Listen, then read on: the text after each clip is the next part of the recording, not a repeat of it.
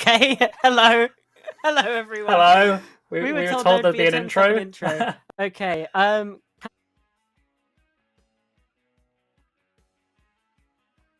Anyway, so quarterfinal one as we've returned to your screens. yes. It's the first of the entire playoff, so good thing to look forward to as we enter this new week. Not quite on that new patch yet, and you've still got Oregon in the map pool. Just do a bit of, I guess, introductions to where we are currently, the whole state of esports.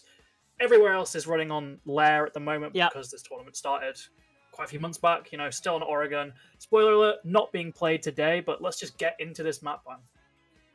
Yeah, let's have a look at where we are going to be going for this match. At least I assume we'll be having the map ban. If not, I can read it out to everyone at home. We are starting off with a bank ban and then Border being banned away. NORIC are banning first here, by the way. Chalet banned away, Oregon banned away. The first map pick from NORIC is Consulate, and then Skyscraper being picked by Pannuhuone. And then going back on to our bans, we have Nighthaven Labs and Clubhouse, which means our decider is Cafe Dostoevsky, Joe. Yeah, not a lot of information for where these teams like to play. We do know at the very least that I believe it's Pannuhuone do have at least touched Consulate. A lot of teams still avoiding that map. It's quite new, but they've got one win on it so far. So looking to keep that streak alive. As for their opponents, don't really know. Not a lot of data around them, but they seem to be competent. I mean, they've gotten that second place seed in the Challengers division with a 7-2 record, so they must be pretty decent to get there as they've made it all the way to this champion stage. Yeah, and the thing about that NORIC run as well, obviously they were playing under a different name, but their run in challenges, the only teams they lost to were INF, who went flawless, and then LAF, who were also tied on 7-2 record with them, but I think it was round difference of things that were able to have them win out in the end. So a bit of a squeaky bum time situation there in challenges, but for the side of Pannuhuone, obviously they're coming in from the Masters division. They are obviously going to be the favorites in this game because it is just that tier above. Yeah, as you said, coming from the Masters division, usually you would expect to see the higher caliber of team play there, and Pannuhuone have still managed to float above the rest, so they are really looking like the heavy favourites here. They are an identical win-loss record with Falk, who did manage to clinch one of those higher seeds and get that first round bye. They just lost out on that round differential, and even then, only 2 rounds less. It was a 23-21 record, or 23 record for Falk, 21 for Pannuhuone. So ever so slightly by the finest margins. They're instead down in these quarters. They don't get that free step into the semi-finals. They've got to fight for that position, fight to prove that they belong there and that they should be heading towards this grand final. It's a pretty difficult entire playoffs bracket, so good thing to look forward to as we enter this new week. Not quite on that new patch yet, and you've still got Oregon in the map pool. Just do a bit of, who are a very, very strong team in their own right. That is the reward. That's the prize that the winner of this match gets, is having to face against Owned, who themselves went flawless in the group stage. But that time it was in the Masters division, which is even more impressive than the run that INF faced in their way to get to these playoffs as well. Obviously, that quarterfinal will be happening tomorrow. The first bans, though, coming on through. The Dokkaebi ban is fairly standard. You know, she's quite useful, has a DMR or a Boss G, both of which are very strong weapons. The calls as well are very far-reaching utility. And the Tuberal ban coming through here from the side of NORIC, who are on the left-hand side of the screen. Ace, though, is a bit stranger. I don't necessarily see the vision there, Joe. Perhaps you might be able to enlighten us. It's a bit of an odd one, right? Because Ace is one of those operators where, it will really jump out to you if you see it in a ban phase, because very rarely ever banned. But the thing is, Ace is still really good. You see him in the majority of rounds, so it almost makes sense that, of course, a team is going to want to ban out that operator because just so strong. Sometimes in concert, you tend to see something like a Grim ban just to stop with those standard plans. Okay, right. You need to go deaf and so much utility. The meta has kind of shifted towards dump in a bunch of utility through the site window, including those Grimbees specifically to ping those defenders, and then try and force a plant. And usually it results in teams hopping in, hopping out as smokes and nitros are wasted. Instead, we're not seeing that. We're seeing the ace ban. It's a little bit different. I still think it has merit just due to the statistics that Ace has, how much he's played and how really good of an attacker he is. You can really fit almost any role. You can frag with him. You can play pure support. Attackers have discovered the location usually of a bomb. you'd see a ban more tailor-made for the map. That's not here. Instead, it's going to be the Ace. Everything else, as he said, fairly standard. 5 seconds High left V2 before route, insertion. oftentimes banned on these larger maps, but always a useful Attackers ban. are Head into moving this to first defuse round. the bomb. It's this top floor defense, so take a look and see if they're going to be going for that window repel, because immediately I see the gridlock, I see the Grim. It certainly screams to me that there's a lot of utility that can be used towards that window, but instead, we're seeing a heavy push instead from this admin side. Yeah, indeed we are. Although there is also some pressure coming into that eastern side of the map as well, and towards where the site is. But yes, like you said, Joe, the admin side is in like the pressure, and it's going to be a bit difficult to really get themselves into the building, at least for right now. The defense will actually have given this over 4-3, just to make things a little bit more difficult as they actually get in towards the site. Obviously, for NORIC, this area is now theirs, but they still have to make their way to make that transition over to the end of the site. And the problem being there is this: you still have players downstairs they need to clear, and this site is going to be so much more fortified. Yeah, V2's in a really strong position there on those stairs because it forces the attack to take a wide swing, and then that in turn makes them vulnerable to these other angles. We're seeing Kakopala try and go for a couple shots here, just exchanging blows with Rasty, none of them hitting, but eventually it's Jonas taking down UC. That's a good opener for the defense to begin with, but still, the attack are very close towards them. We can see they've got this entire side of the top floor on lock. They're just now full deep angles into sight, and eventually we get that trade 4 versus 4. So that early advantage, I say early, we're still quite late in the round, is gone, and now it's even worse. 2 more kills for Pannuhuone here. Really looking strong to begin with. Yeah, they absolutely are. Pannuhuone are struggling here with only 2 players left, but Nikes and Nifsu can still clutch this out, especially with the low health on Yomi, only 7 HP. Rasty as well is on 65, down to about half health themselves. And Nifsu has found the first. That's just the low player of Yomi down, but it still is going to make things a lot easier. Now Nikes is looking for these angles on towards the breaches. That is going to be quite a challenge with the SMG-11. Not quite the best at those long-range gunfights. There's still more flashes come in, more pressure mounting onto the site. Nifsu, Nikes, the 2 players holding on for Pannuhuone, this Finnish side that want to be able to take this first round to late a statement. And on the favoured side of defence on Consulate as well, you would say that they are certainly looking for it. Strix is down as the diffuser getting planted. Eri is going to be able to stick this one all the way to the end, and now that's a 45-second timer started. Nikes takes that swing, and now it is just a 1 versus 2. Eri planted 2 kills, is going to have to make it 4 if there is to be a round win for this side of NORIC. The Italian team, they looked like they were going so well at the start of this. They got it down to a 4 versus 2, but now it's a 1v2 going the other way. And Nifsu is looking to go up, looking to pressure as Nikes is getting the stick on the defuser. Does he know? Eri, you have to sprint! But no! He's still in the animation, and Nikes, right under his nose, takes the first round. Yeah, and a bit of a heartbreaking round for NORIC there, right? They had a pretty damn strong start. They got full control of admin side. They looked to be in an incredibly strong position with these deep angles towards the site itself. And then they just run out of steam.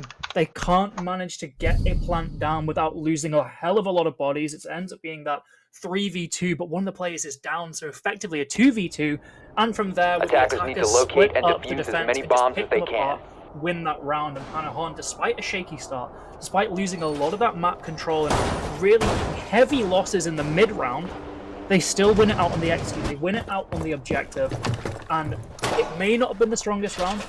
I'll certainly give NORIC that. They made Pannuhuone have to fight for it, but they still won the round out. They still managed to get on a good first foot in Consulate, not starting that, as you said, heavily favoured side on the back foot. Instead, maintaining a strong form. Keep it going as they enter yet another strong site. The base notoriously difficult to crack for the attack here, especially when you consider the utility, the mute jammers, the bandit, and even the Solace. Recently nerfed and still yet to be further nerfed in the next week or so, but very strong for just denying drones and stopping that attacking presence. Without the Takaibi, of course, you have to rely purely on those drones to find defenders, so it's going to likely take them even longer to clear out the roam. It's going to be quite difficult on the side of NORIC, but we've seen them get close before on that top floor. We know that they have what it takes to be able to take down these Pannuhuone players. Unfortunately, the finishing touches are something that really need to be worked on.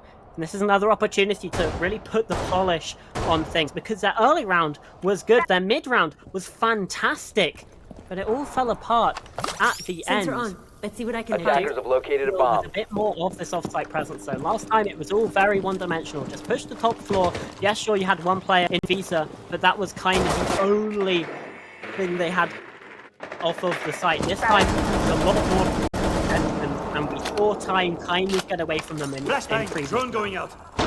They still managed to get a hefty presence on the basement early on, and I think just choosing to ignore a lot of the rest of the map is the best decision here, just looking purely at these lineups instead, though.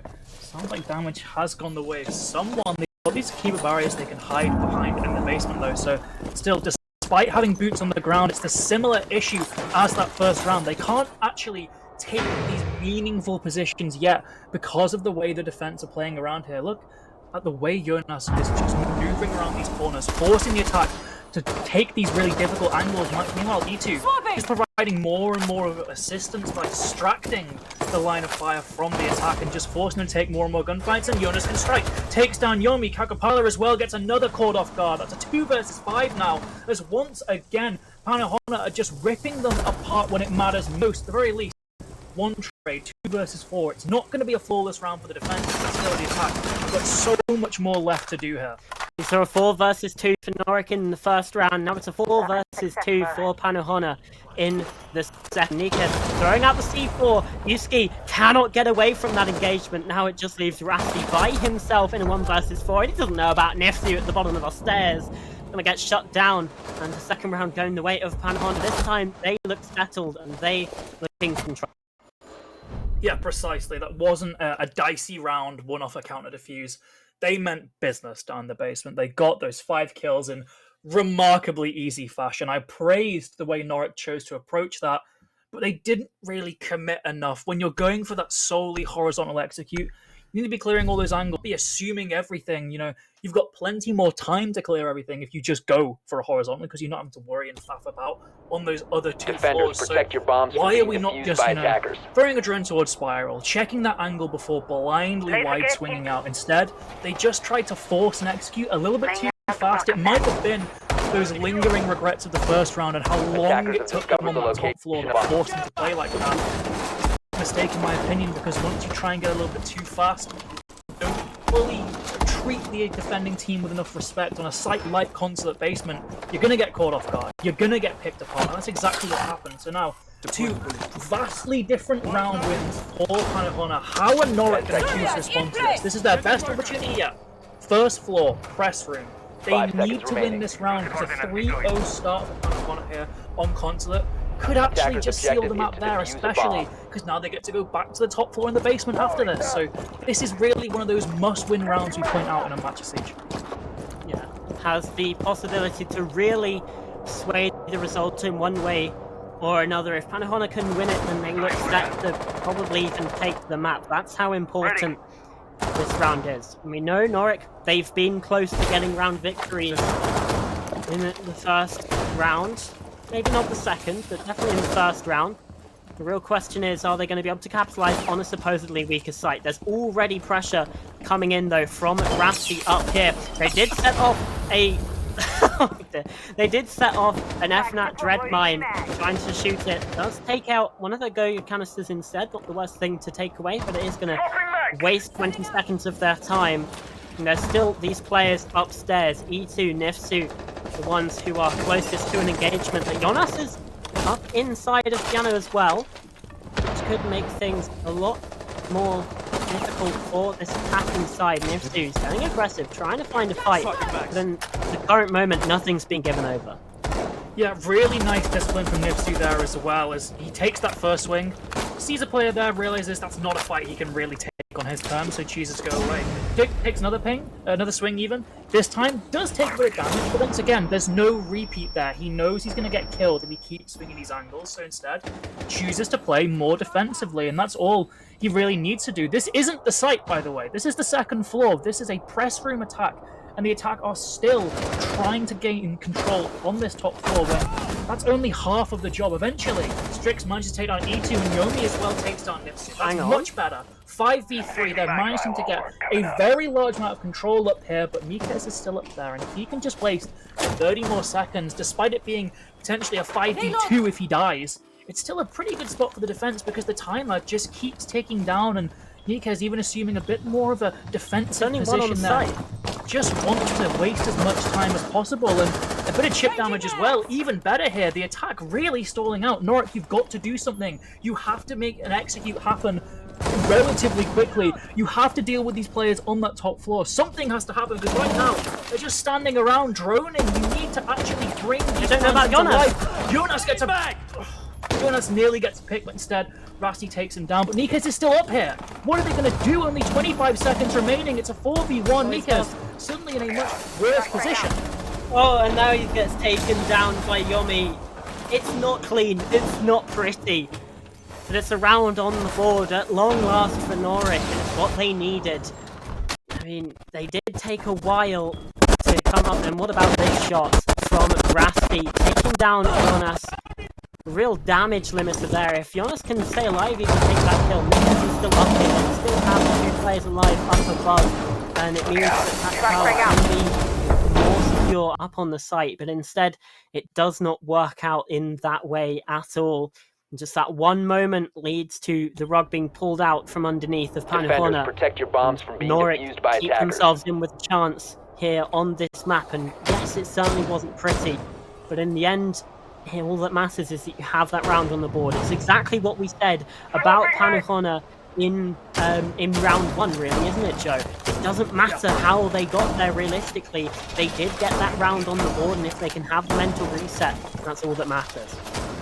Yeah, there's a lot of pressure on Pannuhuone that last round because he was the linchpin for that whole defense. If he's taken down, it doesn't really matter how many black players are left holding that top floor. It doesn't matter. You're now probably going to die here anyway. Your position is really if you're meant to die and just waste time, but if the site player's down, there's no Attacker's objective is to locate a bomb and defuse it. So, unlucky for the side of Pannuhuone. NORIC really, in my opinion, didn't play that the best, but they were given a lot of opportunities to play with the amount of players off site, and a crucial pick they managed to find on site as well. So they've still got to really prove themselves there, and it's going to be even more difficult. We're back on the top floor, but Pannuhuone really did just kind of drop the ball with their setup there, and it's unfortunate. Consulate can be a pretty difficult map to defend in terms of those tertiary sites, just with how easy it is for the attacker to access so many areas. As we talk about accessing areas, once again going for an admin side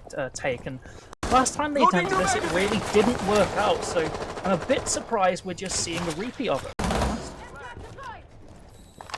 Yeah, I mean, I definitely don't want to see a repeat of the end of the round. That was particularly heartbreaking for NORIC, but who knows what's going to happen? It certainly is a position that could happen again, and the key things to point out, they got the plant down, they were able to find success in getting into the site. It was just everything after that kind of fell apart around, and this time they're getting these admin pressure again, but key difference, there is nothing on those eastern windows, on the site windows. It is all focused over on this side. You've got one player over towards Spiral Stairs, and that is it.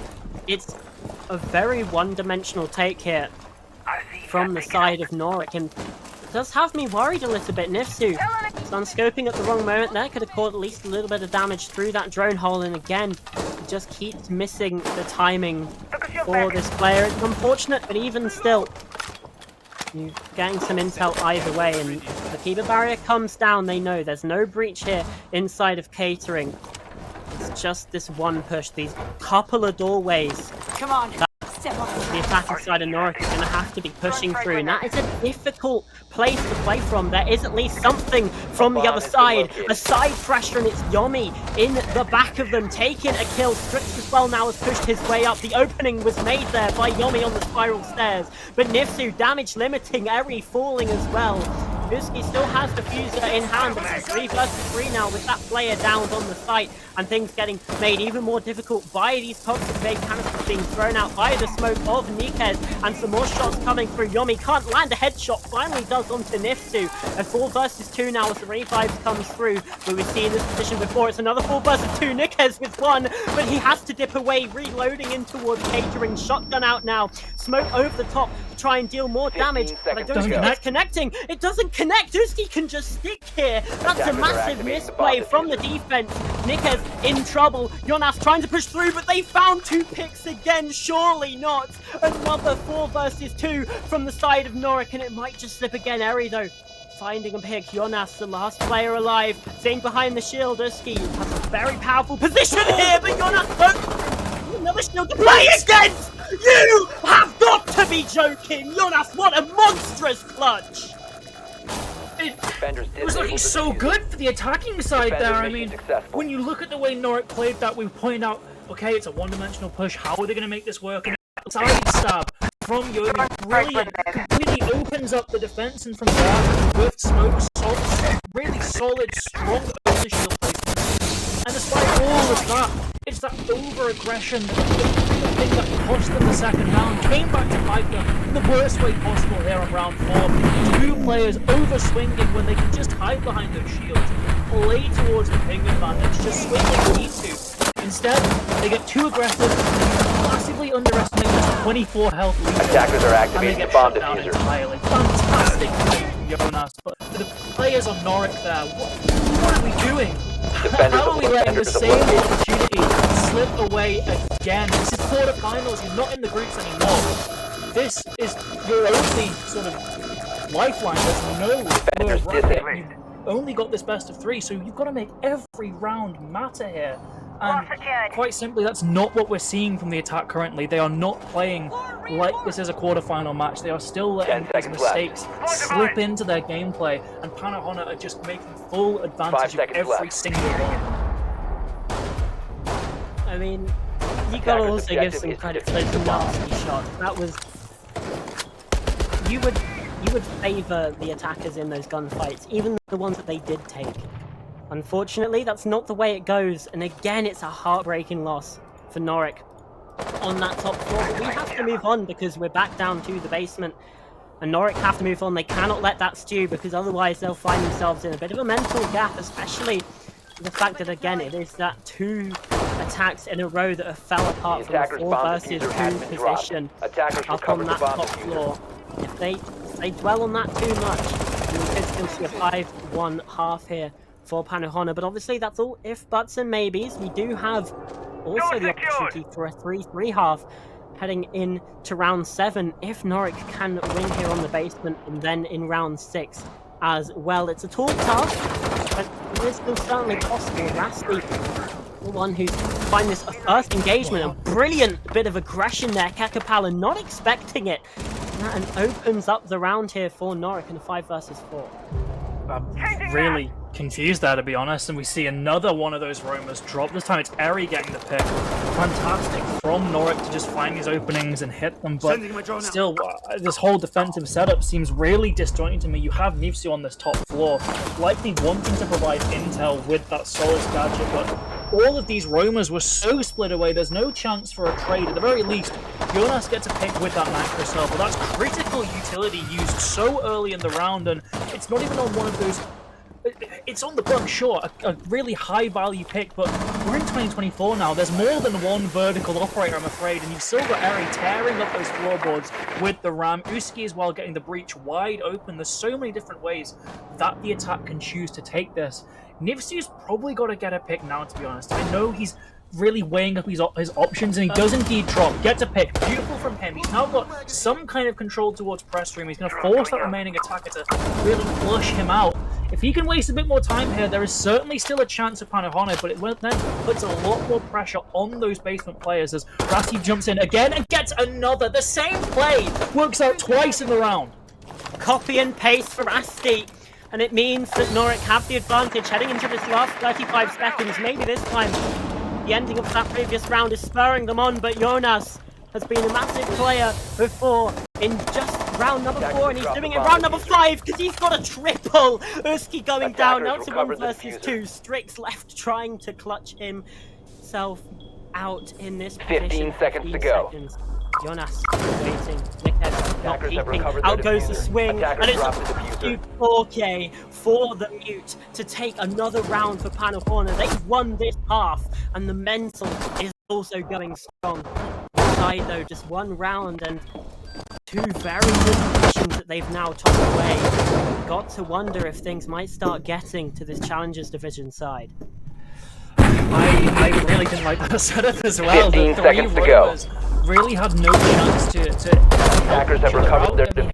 You could maybe make an argument for Nivsu being able to see down that hatch, but just the way Kakapala was playing, there really was no chance. Attackers need to locate and defuse In my opinion, bombs. those are the worst kind of rooms, when it's just one person in each of these different areas just taking one v one. It's not a good room in my opinion, but you've got this power player of Jonas after kill after kill, and despite NORIC putting up a really strong showing there on that attack, getting that vertical control, getting breach open, having a clear plan of what they want to do, they still just can't outgun that one player on Pannuhuone. So just a dire situation now for NORIC, because it seems like there are actually fixes on a strategic level. We really pointed out that they stalled in that first round, and these next 4 rounds they've been incredibly fast-paced, but now they've come across a problem they can't just solve their way out of. They need to start. Unfortunately, that's just not something they can really do at the moment against Jonas. Yeah, because even when they have been winning gunfights, they still end up losing the round, and that is the most important thing. We've seen 3 of the 4 rounds for Pannuhuone, they've been able to win from a man-down situation. We've had a couple of 2v4s, and in that previous round it was a 2 versus 3. The NORIC, they are establishing themselves well, but they just can't win out when it matters. And maybe, you know, maybe it's the event. Maybe it's the situation they find themselves in. You're in the quarterfinal, you're facing up against a very strong side from the Masters Division. That might get to you, but it certainly isn't getting to Rasti, at least not in these previous 2 rounds. He has been putting in some stellar work. Now he's up on the table, and that's going to mean that he survives that C4 from Nivsu as well, using the pulse scanner to try and split out the location, but just unaware of the exact geometries of that room. And that's a bit of utility wasted, and NORIC, at least for now, have settled themselves into another man advantage situation. The question is, are they going to be able to hold on this time? Yeah, and I think Nivsu's even fallen back there, so really uncomfortable position for the Pulse now. No nitro in pocket, and he's not even wanting to risk his body down there, so instead, moving all the way back, and that just means he's almost a bit of a wasted operator here, right? They can't give the call that the attacker encroaching towards the site. He at very least gets 1. He's had a bit of impact in this round here so far, and there's still potential for more, but Rasti getting the double, 4 versus 3 now, as they've also got a decent foothold towards that 2nd floor, of course. Not the site itself, and Jonas actually repelling them a lot better than their previous attempt at this 1st floor site. Eventually will dip down himself. 3v3, and with Kakapala still upstairs, this is looking a lot better. It's a bit different than how they chose to approach the site first time round. There's not a 4-1 split on that top floor. Instead, quite a few more bodies towards the bottom, but Kakapala still has that surprise factor, still can waste a bit of time upstairs, so he shouldn't be written out of this round as of yet, as Uski still pushing towards this 1st floor. He's actually being controlled on the top floor, so might be the sign that this Aruni needs helps out. Gets another, but still traded out. It's actually looking pretty risky now for Pannuhuone, as Kakapala still might be out of position. Yeah, has dropped himself back down to assist on the site with the 2 versus 2 as these last 20 seconds come on in. Jonas, the superpower player, 10 kills already to his name. Kakapala with just the 1. And even still, another flashbang goes in. Rebounds off the teammate. Uski still getting this plant down, and I don't think they're aware of it just yet. Jonas, he's flanking. He's trying to make the wraparound, but the smoke is just in the right position. Uski, he still hasn't moved, and that's the problem, because as the smoke fades, he's taken out by Jonas. Now it's a 1 versus 2. Strix does have the offside position. He's found one. He knows the second play is coming round. 1v2 does not matter. Strix keeping NORIC alive. Yeah, that's a crucial win. That's still split, but that's not unmanageable. You can still maneuver a map win on a 2-full step on your attacks and conflicts. By no means unachievable. However, that was a win, right? You couldn't allow Jonas to just gun himself out of a bad situation yet again. They've managed to claw 5 a bit of seconds momentum remaining. back as well. It would have been Attackers need to protect it. That Pannuhuone was tough, heading on to that second one. They've at least stopped the momentum. They've figured out they can finally outgun Jonas, and they've got a round win on the board. So it's something for NORIC. My question is, Jonas, how are you going to deal with him on the attack? He just gun his way out of any situation. How are you going to choose to approach? Are you going to just heavily rely on that utility? We're seeing Goya canisters, Azami barricades, even EDDs from the Capcan. Or are you going to choose to play a little bit more aggressive and really tackle that threat head on? I'm intrigued to see how NORIC chooses to solve that issue on their defenses. Because it's really a tricky gamble, right? You could just try and play the util game, but we've seen from Jonas, if he's given any slight opportunity to get an impactful frag, he's probably going to win it. So, just need to see how it plays out. As we see the first approach to the building for Pannuhuone on their attacks, and it looks like a carbon copy almost. Admin inside of pressure. We got a Lion on board this time though. The Flores coming out, but no Dockerby in sight for this attack, which is something that we saw be almost a bit of a staple. Not a Dockerby. I'm just making things up now apparently. Dockerby is banned. That would make sense. I don't know what I'm remembering then, but as we head into this one, we still have Grim. We still have Lion, Nomad as well, crucial for the flank watch. However, I don't necessarily know how much flank watch they're going to need. It's just Strix downstairs, but there is a player inside of admin. This is an area that we did not see Pannuhuone pressure and hold on their defenses, and that one I do know for sure. But Uski is just sitting himself in that area. I believe he had to find a pick, but even still, there's always an opportunity now as we head on to the defenses. Kakapala, he's going for this gunfight and takes down Rathi now, despite in the control of Pannuhuone, as Uski's down inside of admin. At least there's a kill going back the other way. You're making use of that utility. The Vulcan canister popped and Flames dealing the damage to Kakapala. It's still a 3 versus 4, maybe a 3 versus 3. Azeri found second, but Jonas still continuing his fight, still continuing his reign of terror. 2 versus 3 for the defense. Yeah, another admin side clear that's yielding a lot of rewards for the attack here. They've completely cleaned out the defense here. Strix is forced to give up on any attempts of flanking, instead needs to apply a bit of pressure head on towards that long desk position. He's got a nice tight angle towards the corridor, but no one's peeking as of yet. Instead, we're seeing Pannuhuone just play this very slow. They don't want to give up gunfights already. Kakapala kind of suffered from that, right? The Goya caster exploding at his feet, he wide swings, taking down instantly. But Strix, he's got himself in a very cheeky spot here. This long desk has been really blown up and destroyed around for a lot of different lines of sight instead.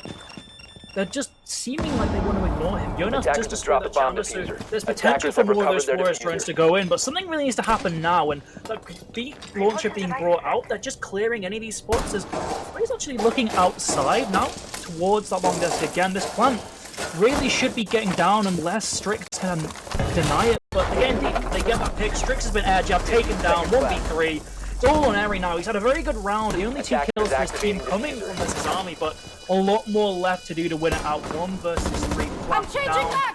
Swing doesn't quite go his way there. Still, all these attackers on full HP, just assuming much more defensive positions now. They don't want to repeat the same mistakes that NORIC did on their attacks, so they just don't need to offer all these gunfights. And Nifsu wins his. Easy execute for the attack, and Pannuhuone, they claw back that momentum. They don't allow any rounds in a row for NORIC, and put another round on the board for themselves. An attack onto the front. Certainly wasn't the one that started with this push up on Pannuhuone, and Uski getting down in admin as well. That's the entire western side of the map ceded to the attack, and not just that. You have an aim into the site now on the replay. 15 seconds left. Sure, Eri found a kill, was able to use Vulcan canister, but those flames only lasted 20 seconds. Attackers activating the...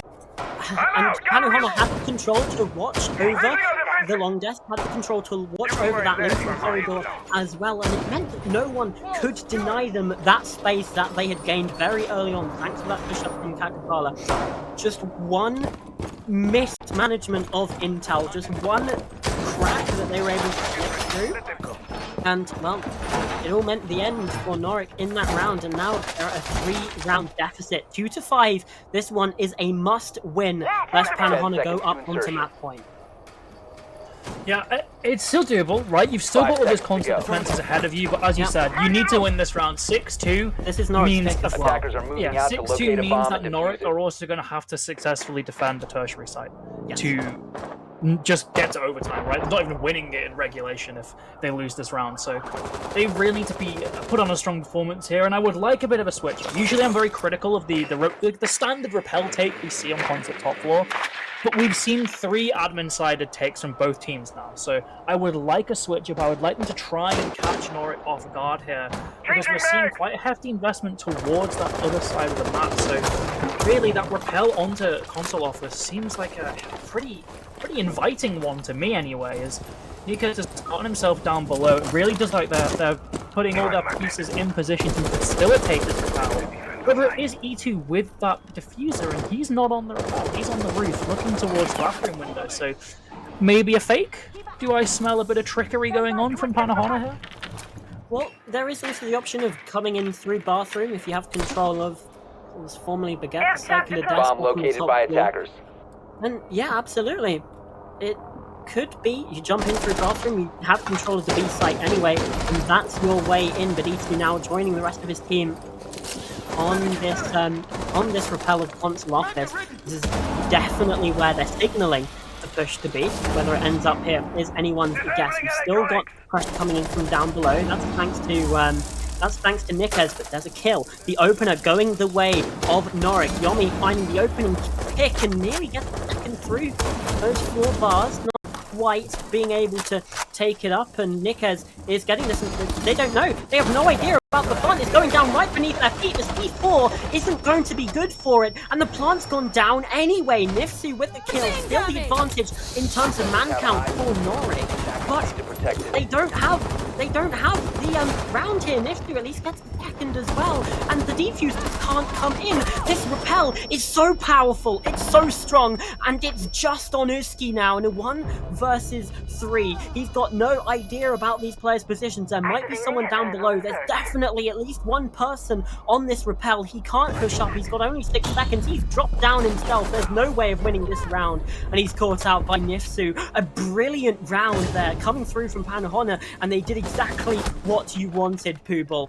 They switched it up. They caught NORIC off guard and completely pulled the rug out from under them. That's now map point, and NORIC need 4 in a row just to get themselves to overtime, and that includes their having to win on tertiary bomb sites as well. This is absolutely the perfect position for Pannuhuone to be in. Yep, indeed it is. They've got to do NORIC have to do a flawless streak now, and that means no chance for mistakes, and we saw mistakes right there in that round. They were not anticipating Defenders, protect your trends we bombs put. from being They thought, defused okay, by let's go attackers. for another admin take. We were caught off guard last time. If we just don't concede that first pick, we can easily stop them from taking admin, and instead, Attackers have discovered the location Pannuhuone of a either bomb. realizing they want to change things up or realizing that maybe they were gifted a bit of a freebie in that last round, they go, okay, will do something entirely different. And as you said, either catches them off guard, but at the very least, NORIC were not prepared to deal with it in the slightest. The swing came very, very late, despite all the signs being there that it was a repel take, players below, pressure coming from the windows. Instead, they just kind of ignored it. The plant goes down, and sure, at one point it was a 5v3, but once you've got players in that repel, it's very, very difficult to win the round. Luckily, NORIC are on this basement. This is a very, very strong site with a lot of different ways the defense can choose to play it. Would like a bit more cohesion with roamers, or just a full bunker, and it looks to me there's 4 players down below. Maybe there's one on that top floor who could waste a bit of time, but they aren't sacrificing loads of bodies in the roam game like we saw Pannuhuone doing. I'm a big fan of that because it just allows you to be a lot more confident in repelling that execute, as we already see. Preliminary drone work going the way, Kakapala can easily get this wall open, no breach mile in sight. It looks like Nitro, not an impact trick, but had such crucial utility wasted already, and it didn't even deal with the breaching charge. I think maybe just trying to catch the player off guard, but now the breach is open. Strix, you've got to be careful. Just the head exposed out from that Kiva barrier, and he's down to 75 HP, now 28. Yomi finds a pick, and there goes the way of Strix to push in through the site. Pannuhuone trying to play it quick. Instead, they are getting torn apart by the side of NORIC right now. It's a 5 versus 2. Strix backing up. He knows he doesn't need to pressure that angle anymore, and he's tagged up by the bees. So he just makes himself into a place of safety, and Rasty flanking up above is dealing the damage. It's flawless for NORIC as they keep themselves alive here on Consulate with a fantastic basement defense. That was spectacular, Joe. It was. Am I allowed to say I kind of like the plan from Pannuhuone, though? Obviously, it's kind of dumb, right? You just play this game past, but look at the situation surrounding this map. Every other round has really come so close to the end of the time there, right? You just want to continue to play a new style, try and surprise the way you play these attacks. So sure, it did go well. It's still on map point, but could have gone better, especially as you were pointing out, Strix was so exposed. It was so easy to kill, and it just both sides really dropped the ball there. Unfortunate Pannuhuone, but they've still got plenty of attempts left, and it's this top 4 once again. If NORIC are to win this, though, you go down to one of those tertiary sites, and that's really when things start getting a bit alarming for the defense. Obviously, tertiary site still possible to be won out by the defense. Round 6, which was on a tertiary site for Pannuhuone on their defenses, was only won out by NORIC thanks to a 1 versus 2 coming through from that very player Strix you see on your screen right now. Which means that it is possible for the defense to be able to win out these positions, but I mean, if you look at the comparison from these players, you've got Nifsu, Jonas, both of them breaching the double digits, and quite handedly so.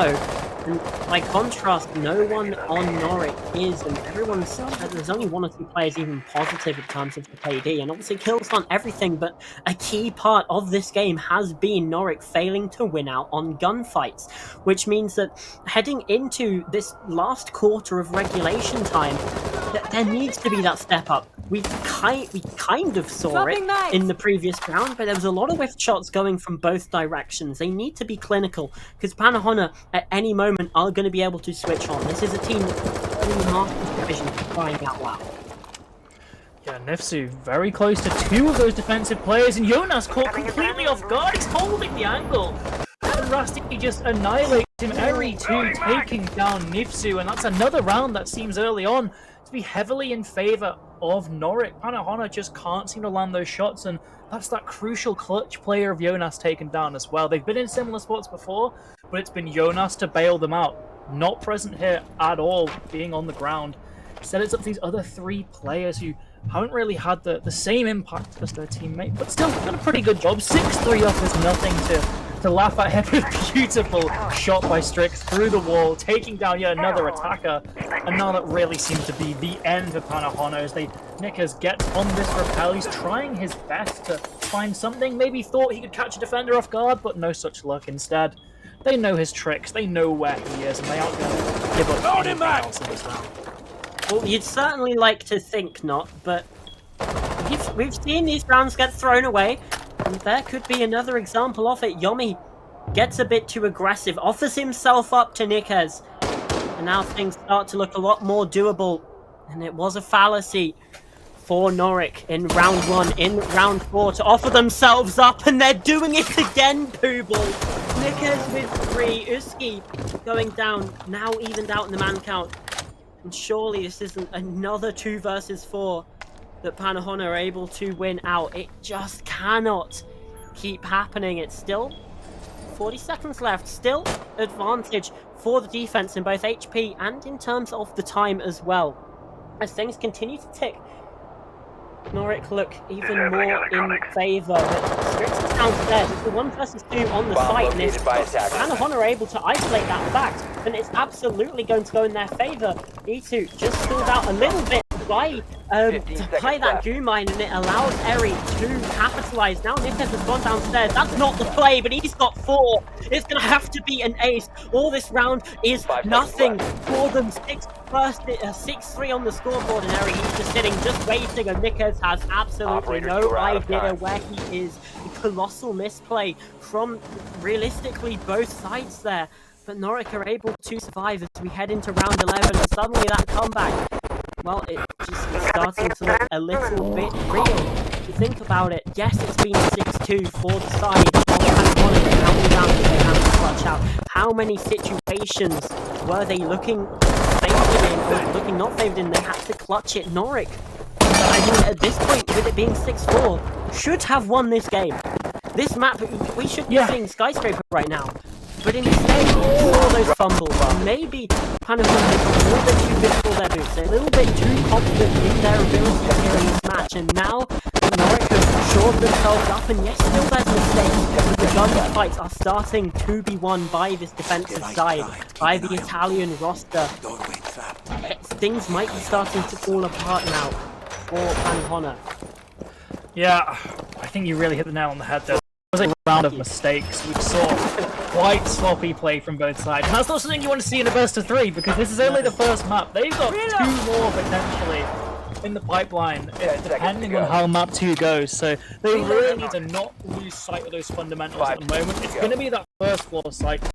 This is the real difficult part for the defense here. They've managed to scrape away a couple rounds on those 2 primary sites, despite losing top floor twice in a row initially, but now they've got no choice. They have to play ground room here. They have to balance the floors, and it looks like there's a much more widespread defense than Pannuhuone. We've got players in the basement, players towards Visa office, as well as on the top floor. There's a lot of spread out defenders here, and that's a lot of opportunities to take these 2v1s for the attack and get these really advantaged gunfights. It just depends if they can really realize that fact, that they can understand that, hey, we can just swarm this guy. This is one in the basement. We can just set 2 players down there, get that guaranteed trade at the very least, and just start to rack up those numbers here, because that's what NORIC were doing on their attacks when it came to these really spread out rounds. I'd like to see them learn from the team that they lost to, and instead Strix get the double with the Nitro Cell. Yeah, some things just happen. That's certainly not ideal for the side of Pannuhuone.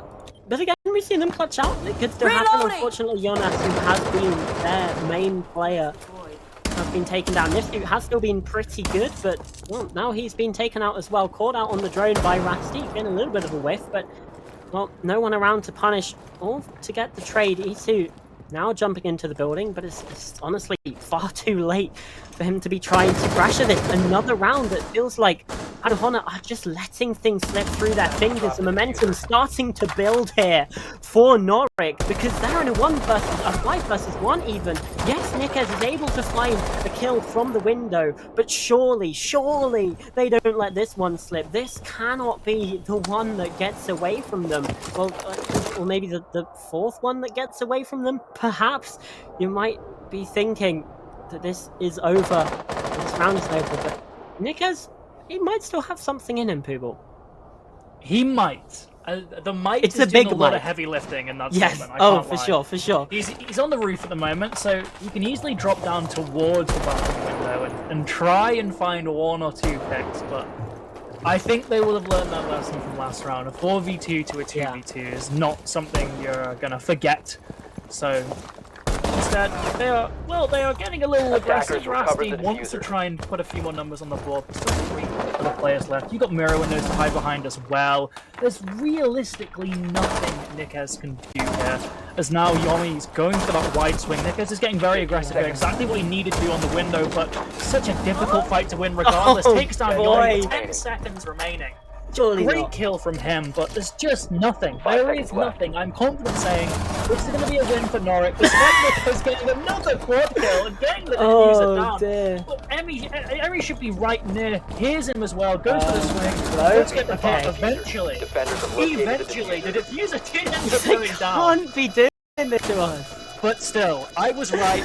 Defenders did NORIC won the round, and Pannuhuone, after having a really strong start to this half, quite a few rounds they've conceded now. And they've won that tertiary.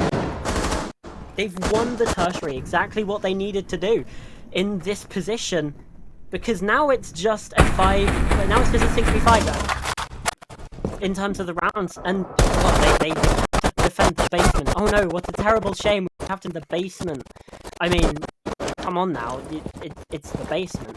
Like, this is the thing with the way this has turned out. We were like, oh, they need 4 in a row. They're going to need a tertiary. It's going to be difficult for them. But now they're just 1 round away from overtime. And if they get there, they've won 4 rounds in a row. And as well as that, they are going to be starting overtime on the defensive side, which is where you think they'd be favoured. It's where they've had a 4-2 half, should we get there. So realistically, this round honestly might be must-win for Pannuhuone to stop this map from slipping away from them. Here in round number 12, things could not be closer between these two sides. One thing I will say for Pannuhuone though is we haven't seen a proper basement. The only time we've seen them attack the site was a very fast push when they were 6-2 up, just trying to lift out the map as quickly as possible. So we haven't seen a proper real attempt from them at this site, but equally we haven't seen the same level of play from them in these past 3 rounds, and now it could really come back to bite them because they are not playing in that form that they started this map on. Instead, I'll agree with you, it looks like overtime is incredibly close, but they brought this Monty. That'd be exactly what they need to be able to just scout out all of these areas without any risk of being shot in the face. Instead, can just get as much intel as they need to formulate what they want to do here. It also just allows them to put a lot more pressure on the defense. So Nikes going for this more supportive role, and maybe it's not the player you'd expect to be playing the shield with how good he's been. Attackers have dropped the bomb diffuser. Just anyone on this role, on this operator, could be the difference maker. Attackers recovered the bomb diffuser. Oh boy, it's really... The pressure is mounting right now. It's truly scary. Probably both these sides, it's scary for me as well. I'm not even playing it. I'm just watching this unfold. And it's quick, again, from the side of Pannuhuone. The first minute, they're already pressuring around the site. And the key thing as well is they have an actual push to formulate this time. They're not running willy-nilly through the Greek. You have this Montaigne, has been EMP'd out, but realistically, what's that gonna do to a Monty? That shield isn't electronic. He can still just have it straight in front of his face. It's not like he's gonna have any sort of magnified scope on his gun. And now he's been able to spot out the flank from Ratty as well, which means he's now gonna need to either continue being on this top, or on this mid course even, sorry, and sort of just farting about up there, or he's going to have to try and rotate through yellow, which we know is at least partially in the control of Pannuhuone because they've opened up that breach. Big thing here though is that Pannuhuone are already missing a gun, and with 2 Eri players going the way for Eri, it's going to be even worse. It's a 2 versus 5 now in terms of gun count. Not really the best at all. Eri just continues to find picks. There was a bit of friendly fire there, but still on top. 3v2 and a Monty with such a health that Impact Nade should be taking him out. Instead, he nearly does a bit of chip damage to that mirror, but not nearly enough. 1v3 now. Can E2 get it done, or is overtime going to be on the table? This would be the most NORIC way to lose this game, considering what we've seen in that first half would be to lose a 1 versus 3 situation. This comes out from Rasty. E2 down low. They're playing is fairly smart still, just peeking towards the little shoulder peek, but I was going to say he's not offering himself up, but he absolutely is. Surely not E2 Now rounding this corner, he cuts noise, reloads, but Strix is there, ready, waiting, does not offer himself up. And we're heading to overtime here on map number 1. NORIC wins 4 rounds in a row at 6-2. It did not look like this would be the outcome at all, but instead, they found the long road, but they're traveling it. Yeah, to make things even worse for Pannuhuone here, from my stats, 9 opening picks for NORIC. So they have been consistently impact in the early and mid round here. Despite it being 6-6, they have been vastly better at getting the. And as we pointed out, a lot of those early Pannuhuone rounds were just due to Jonas clutching things he shouldn't have been able to. And clutching a 2v4 they should not have been able to, and that got them those rounds on the board. But after that, they just can't keep that momentum up, and it's cost them that out all the way in overtime. Let's point out, it's NORIC starting on the defense. They have been more favored here. They've gotten that 4-2 split.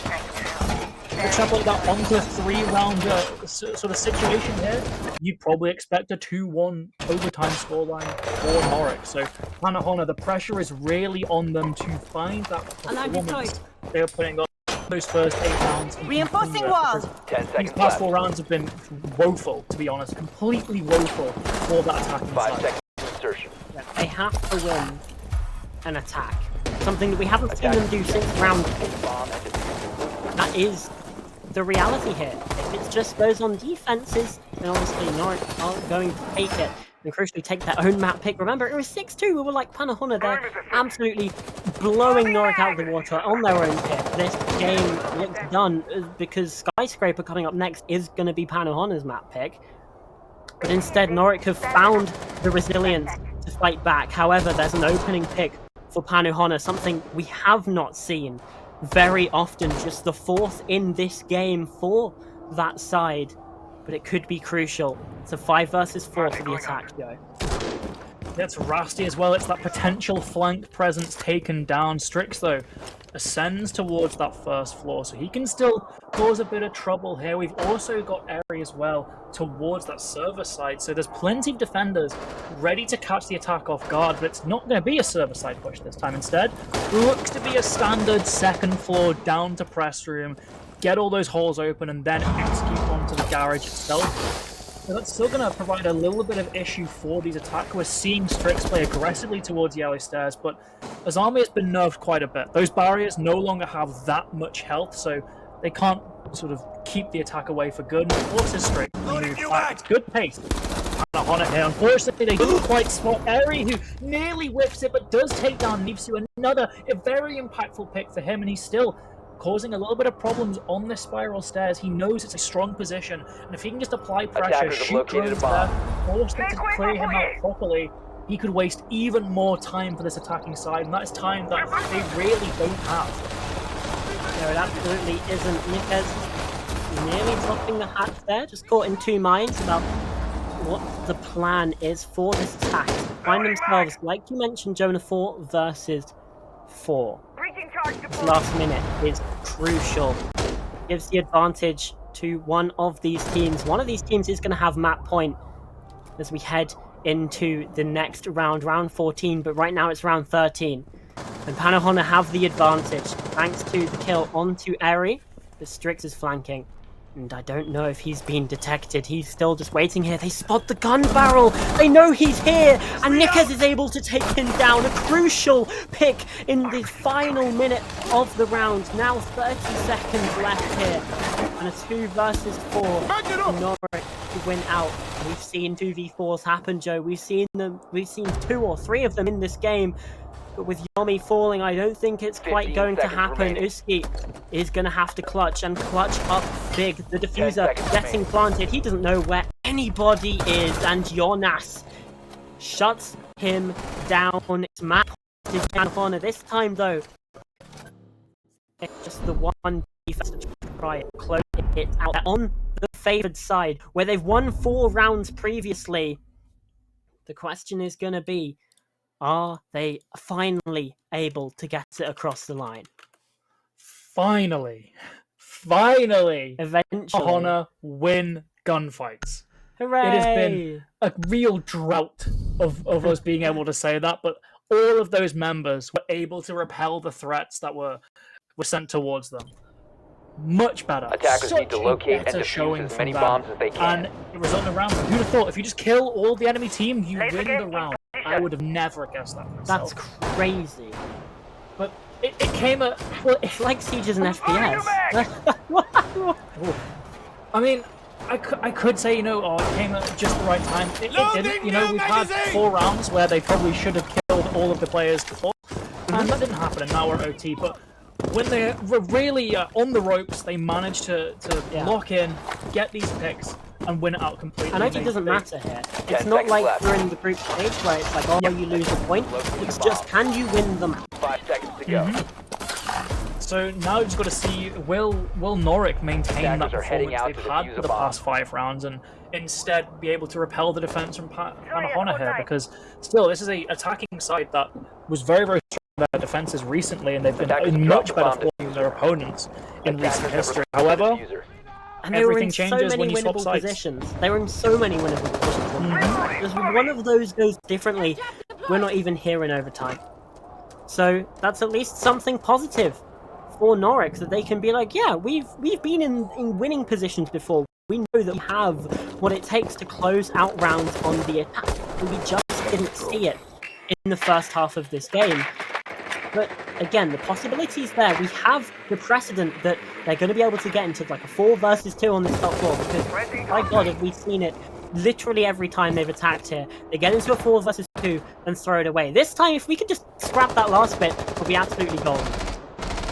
Yeah, they just need to be able to convert on that execute, get those final few picks, win it out. Don't play safe. Don't do any of these wide swings from behind Osa shields. They actually aren't even bringing the Osa this time, which to me is actually quite puzzling. They got themselves in a lot of good positions with the operator. They got plants down. They're in very good spots to defend plants as well, but already not a good start. Grim taken off the board. That's Kakapala getting a very, very important pick there. The Grim utility, so good when the clock goes low and you have to focus on those executes. Instead, they're not going to have it. Strix, though, has a bit of confidence. He may be challenged one of these players, either the shield or the door, but too scared of the utility there. There's a warden behind it too, so flashbangs and smokes are going to do nothing, I'm afraid. They've got to win the gunfight here, but shields haven't been the safest position in recent history in this match. We've seen a lot of wide swings go very much punished. EMP comes out and I believe didn't connect. It was a great idea, but sadly doesn't find any usage here, as Nifsu is still very, very much causing a problem, stalling out this entire push here. One player behind a shield. Yeah, this is something that absolutely cannot be allowed to happen. NORIC just really struggling. Finally, the kill comes through from Rusty, and Strix finds a second. Hold on a minute. I was about to say that this game seems like it's slipping through their fingers. They find themselves in a 4 versus 3. E2 under pressure behind the long desk. And now he's got to get out of there, but he doesn't. Joe, it's 4 versus 2 again for NORIC. And again, Nikez is able to find the kill. History cannot repeat itself. Surely the third time's the charm. With Rasty finding that pick, it surely is now. Nikez does get one onto Strix. He's alone against 2 players trying to find the kill. Doesn't get it, doesn't land those shots.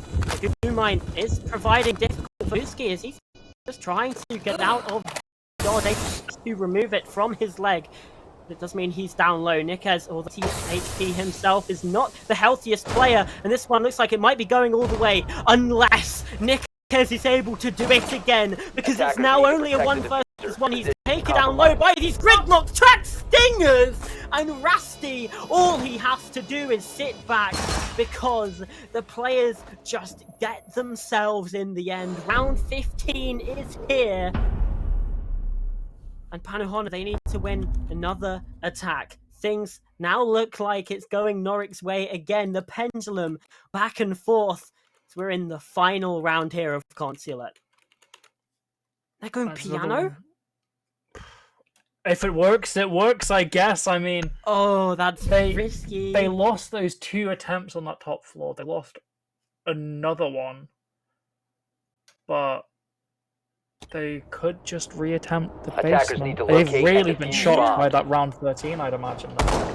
the mental impact of losing that, I guess, has forced them to come here. They won it in pretty convincing fashion, I'll give them that, but at the same time, Pannuhuone had a very, very one-dimensional push. I mean, you get 2 of them with a single nitro, so it had to have been a really narrow push, so again, it's just a case of if Pannuhuone change things up and play a little bit more logical, play your standard kind of split where you've got a pressure from multiple avenues, I am not so confident they're going to win this round, and it looks like... Was this a round that it was almost a 1v4? It was one of the rounds where it was nearly a 1v4, but yes, it was where the plant got finished the end, but yeah, no. So, to defuse a bomb. It's still slightly shaky ground for NORIC. Obviously, that's one player going big, but you can't always rely on nearly getting a flawless ground. Like, Pannuhuone, they look like they're in better form right now. They look like they're rejuvenated after that slump they found themselves in the second half, which does worry me, because again, this is a tertiary side. It is. It definitely is. There's been no immediate impact as of yet. Unlike the last time they were recently found themselves at map point, Pannuhuone not charged straight in towards the site instead. Realizing the gravity of this situation, realizing they need to play a bit slower pace.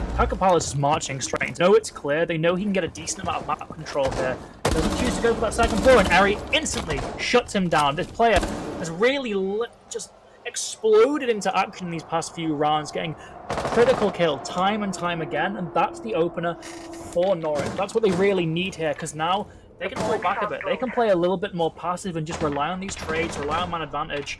4v5, the worst position you want to be as an attacker here, because now everyone feels like they have to make that play. They have to do a little bit extra to count the man count, and that can often lead them to making some pretty poor decisions.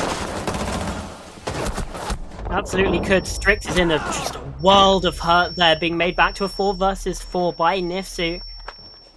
Is caught out by all of the utility and in no man's land. Means that things get brought back, and Pannuhuone, they're still trying to win this game as you would expect them to. The flashbangs come in. Somehow Yomi avoids being blinded out, and holding on to this top floor is massive for the defense, but well, not anymore, because Nikes has shut him down, and again, the advantage goes the way of Pannuhuone. Rasky, though, is retaking up the spiral stairs. This could be massive, this could be huge, and he's checking for flank drones as he goes up. Using that Solace, has realized that nobody knows he's here. Although, if the attack do realize it, that they've got a 4 versus 2 on site, then that could be absolutely massive. Instead, he's just sitting here, waiting, watching, and hoping that his prey will just fall right into his hands. Unfortunately, it doesn't look like that'll be the case. He's going to have to get active here upstairs. And we hit that 30-second mark, and that's exactly what he does. Using that round time as just a predetermined thing. You can hear the air jabs going off as well. The flank watch should be good here, but he's been able to slip the net. He's come through the cracks. He slipped through their fingers, and Rasky finds one kill. The drop comes through. Rasky shuts him down, and it's now 1 versus 3 for E2. The shotgun up close does not work. It's only a secondary, but still into red time. Only 5 seconds left, and Eri, the dagger in the back. And NORIC, they hold on to take themselves the win here on Gauntlet. The last 7 rounds going their way. Pannuhuone, you've got to be asking questions, but for NORIC, a way to take the victory here and take themselves up 1-0 in the series. Yeah, arguably the better team in all aspects of that match, right? They were getting those opening picks, they were getting themselves in very winnable situations, and it was just those executions where they fumbled at the very end. So glad to see when it all got down to it, round 15, NORIC were able to pick up the map win because they really did deserve it. They were putting in the work for those halves. Unfortunately, just a bit of bad luck and a bit of exceptional skill coming out from Pannuhuone in that first half. A bit of trolling. Yeah, absolutely. That game was just an absolute roller coaster of emotions for us as spectators, as casters. I can imagine it was for the players as well. So we're going to give them a well-deserved rest. Not for too long, though, because just after this very quick break, we have map 2, Skyscraper, up on the docket next.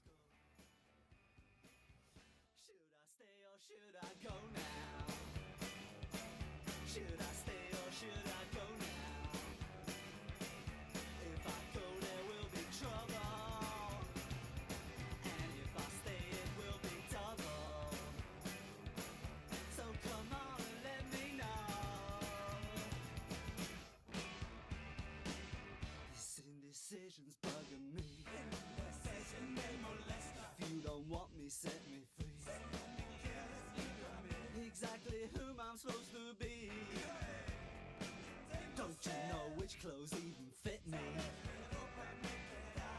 Come on and let me know. Should I cool it or should I blow?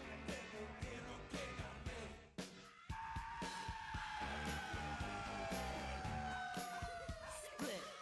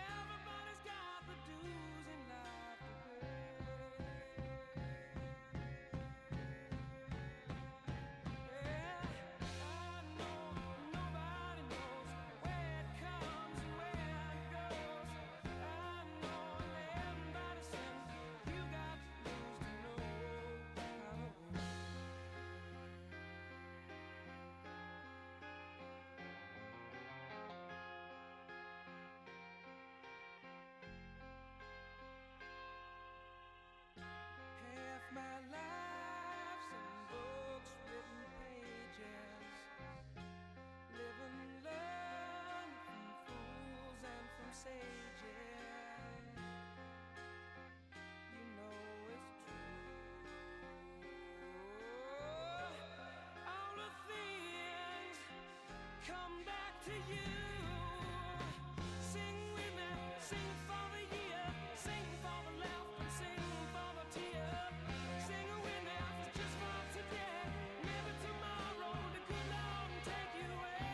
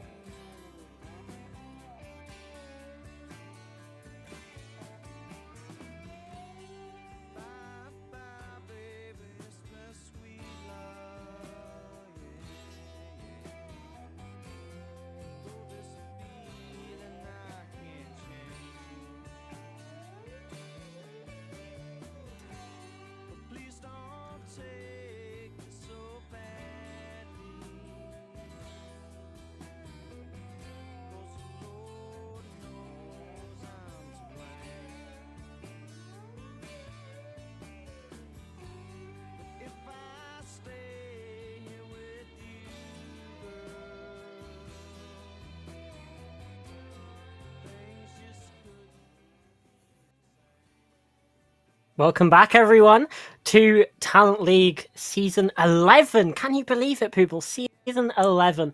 And we have the playoffs here for us. We had our first map already. Consulate was an 8-7 victory to NORIC, the Challengers Division side. And now we have map number 2.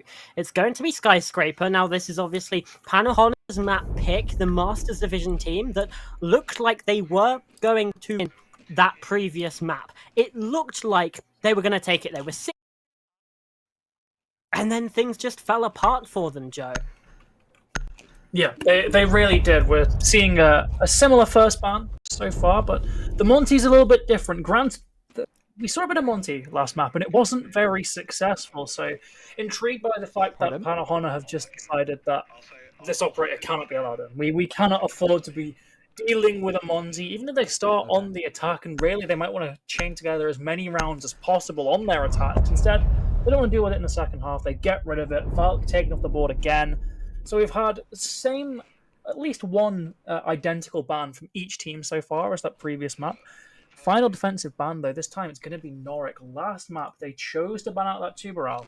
This time, I'm intrigued to see what it's going to be. It probably won't be the Tubbs, but Azami saw a lot of play last map. Other operators like Fenrir. Yep, Fenrir taken off, so a slightly similar ban phase here, but still different to accommodate the fact that Skyscraper is a different map. Is it really loud? Really? So heading into this map then, NORIC, they start us off on the defense. They've obviously elected to go here, with it being the map pick of Pannuhuone. And now they themselves are in just a frankly very difficult situation, because let's face it, they're mapped down right now, and that's a scary position to be in, because when yes, sure, you are the favourites, yes, sure, this is your map pick, but you're still human, and we saw that on Consulate. We have to see something better from Pannuhuone here, for them to take us to Cafe Dostoevsky, which will be that map 3 should it be required. But for right now, NORIC, they have the advantage with this being on defense, and they are also 1-0 up. This first half is about building themselves enough of a buffer to ride out that second half where they find themselves on the attack. 5 seconds left. Yeah, we saw a similar strategy from Pannuhuone. They got a lot of rounds early on, by kind of dubious means. There were quite a few clutches there, but unfortunately that just wasn't enough, right? So yes, NORIC need to get these rounds on the board now, but they can't sort of expel all their energy. They can't lose steam by that second half, because if they do, that just gives Pannuhuone this golden opportunity to get right back into things, lock in OT, maybe lock in a map win.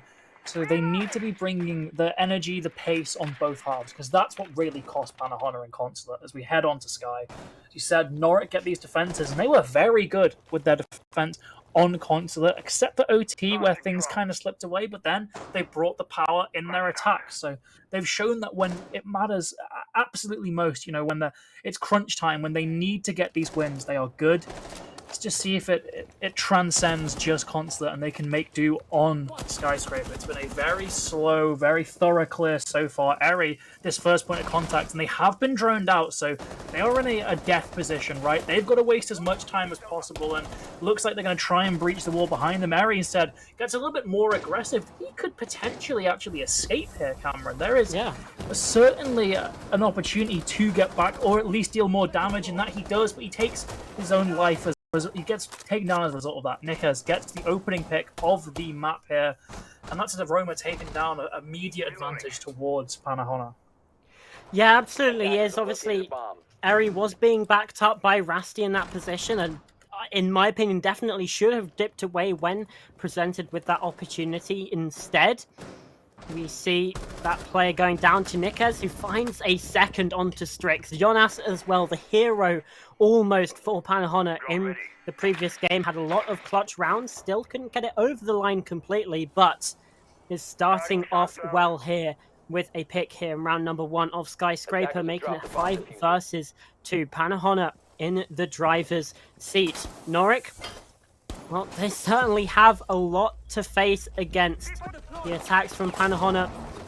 Certainly looking to be a lot stronger here on Skyscraper than we saw on Consulate, and Jonas with a second, using that secondary from the Deimos to just completely tear through that player. It doesn't really matter that it's not a flawless, because it's a very strong first round for the Finnish team. Yeah, it was just a series of 1v1s that were taken by the attack. The only time that the defense sort of presented a situation where there was more than one player that had to be dealt with, Pannuhuone actually retreated back entirely and tried to change up the way they play. But after that, it was just 1v1, 1v1, 1v1. They were isolating these defenders brilliantly, and NORIC had no response at all. They lost gunfight after gunfight after gunfight, with only Attackers need to locate a and slim defuse bit as of many hope bombs as they in can. that final sort of sequence. But even then, it's done. The round is lost. You've in this 3 versus, or this 1v3 situation, of course you've lost it. So Pannuhuone, just keep that up. NORIC, you need to be playing more together, more as a team here, because that was simply 5 individuals defending. They were caught off guard, they were isolated from each other, and it was easy pickings there for the Major League team. And NORIC, they're still coming into this series with that advantage. They only need to win 1 more map here. Pannuhuone have to win 2. So this is their opportunity to just lock things out now, because if it goes to a map 3, suddenly you've got all these mental factors, you've got the potential exhaustion of playing a full series. So lock things out now, get rounds on the board now, make things easier for later, because if you let this map slip away and you lose this map in maybe even dominant fashion to Pannuhuone, then suddenly map 3 could get very, very tricky. Yeah, the close nature of the previous map, as probably heartbreaking it was for Pannuhuone, they're still in the fight, and with that first round here on Skyscraper as well, they've established themselves. And they have something now to springboard off of, the same site being defended by NORIC. Let's hope they don't make the same mistakes, because that would certainly be a problem. Eri, this time, if you have the opportunity to fall back... Oh, okay, never mind! Yomi just doming Jonas through the wall. He drops a Lamau in the chat, but I'm going to be honest, I would be absolutely fuming if I was that player. On the Deimos as well, that utility no longer to be used.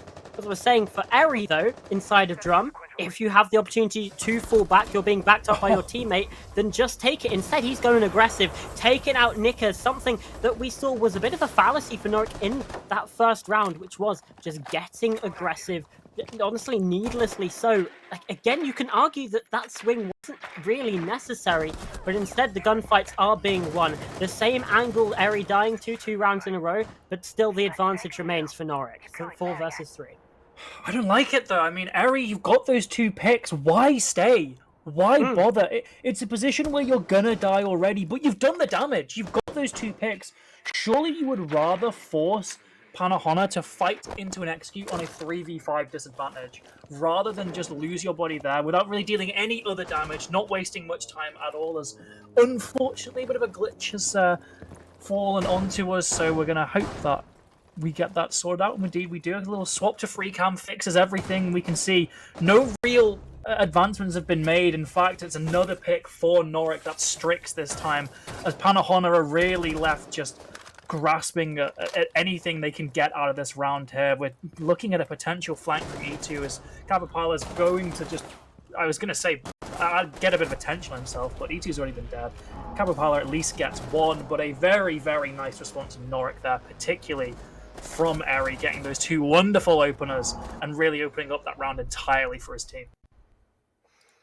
Yeah, it is a little bit rough though for the side of Pannuhuone, because at least for the first kill onto Jonas, they didn't really do anything wrong. Yeah. Yomi just gets an insane kill through the wall there. And then Eri, you don't expect Eri to swing because you punished them for the aggression in round 1. And then Defenders, protect your bombs NORIC's from being defused response by to that attackers. is to apparently go yet more aggressive. It is truly bizarre in a game where, yes, it's a shooter, yes, technically you're always aggressive, but you can still play that a lot more passive. And I guess that's kind of what Pannuhuone expected. That's what I would have expected at the start of the round, and it's what I would have expected if I hadn't been able to see the outlines and had the perspective of Eri just going for that completely crazy swing. So yes, sure, 10 seconds to be go. prepared for anything. That is a good lesson to learn for Pannuhuone here in just round number 2. But Before insertion. for NORIC, I don't necessarily think that is a solution to everything. I feel like that's worked for you once.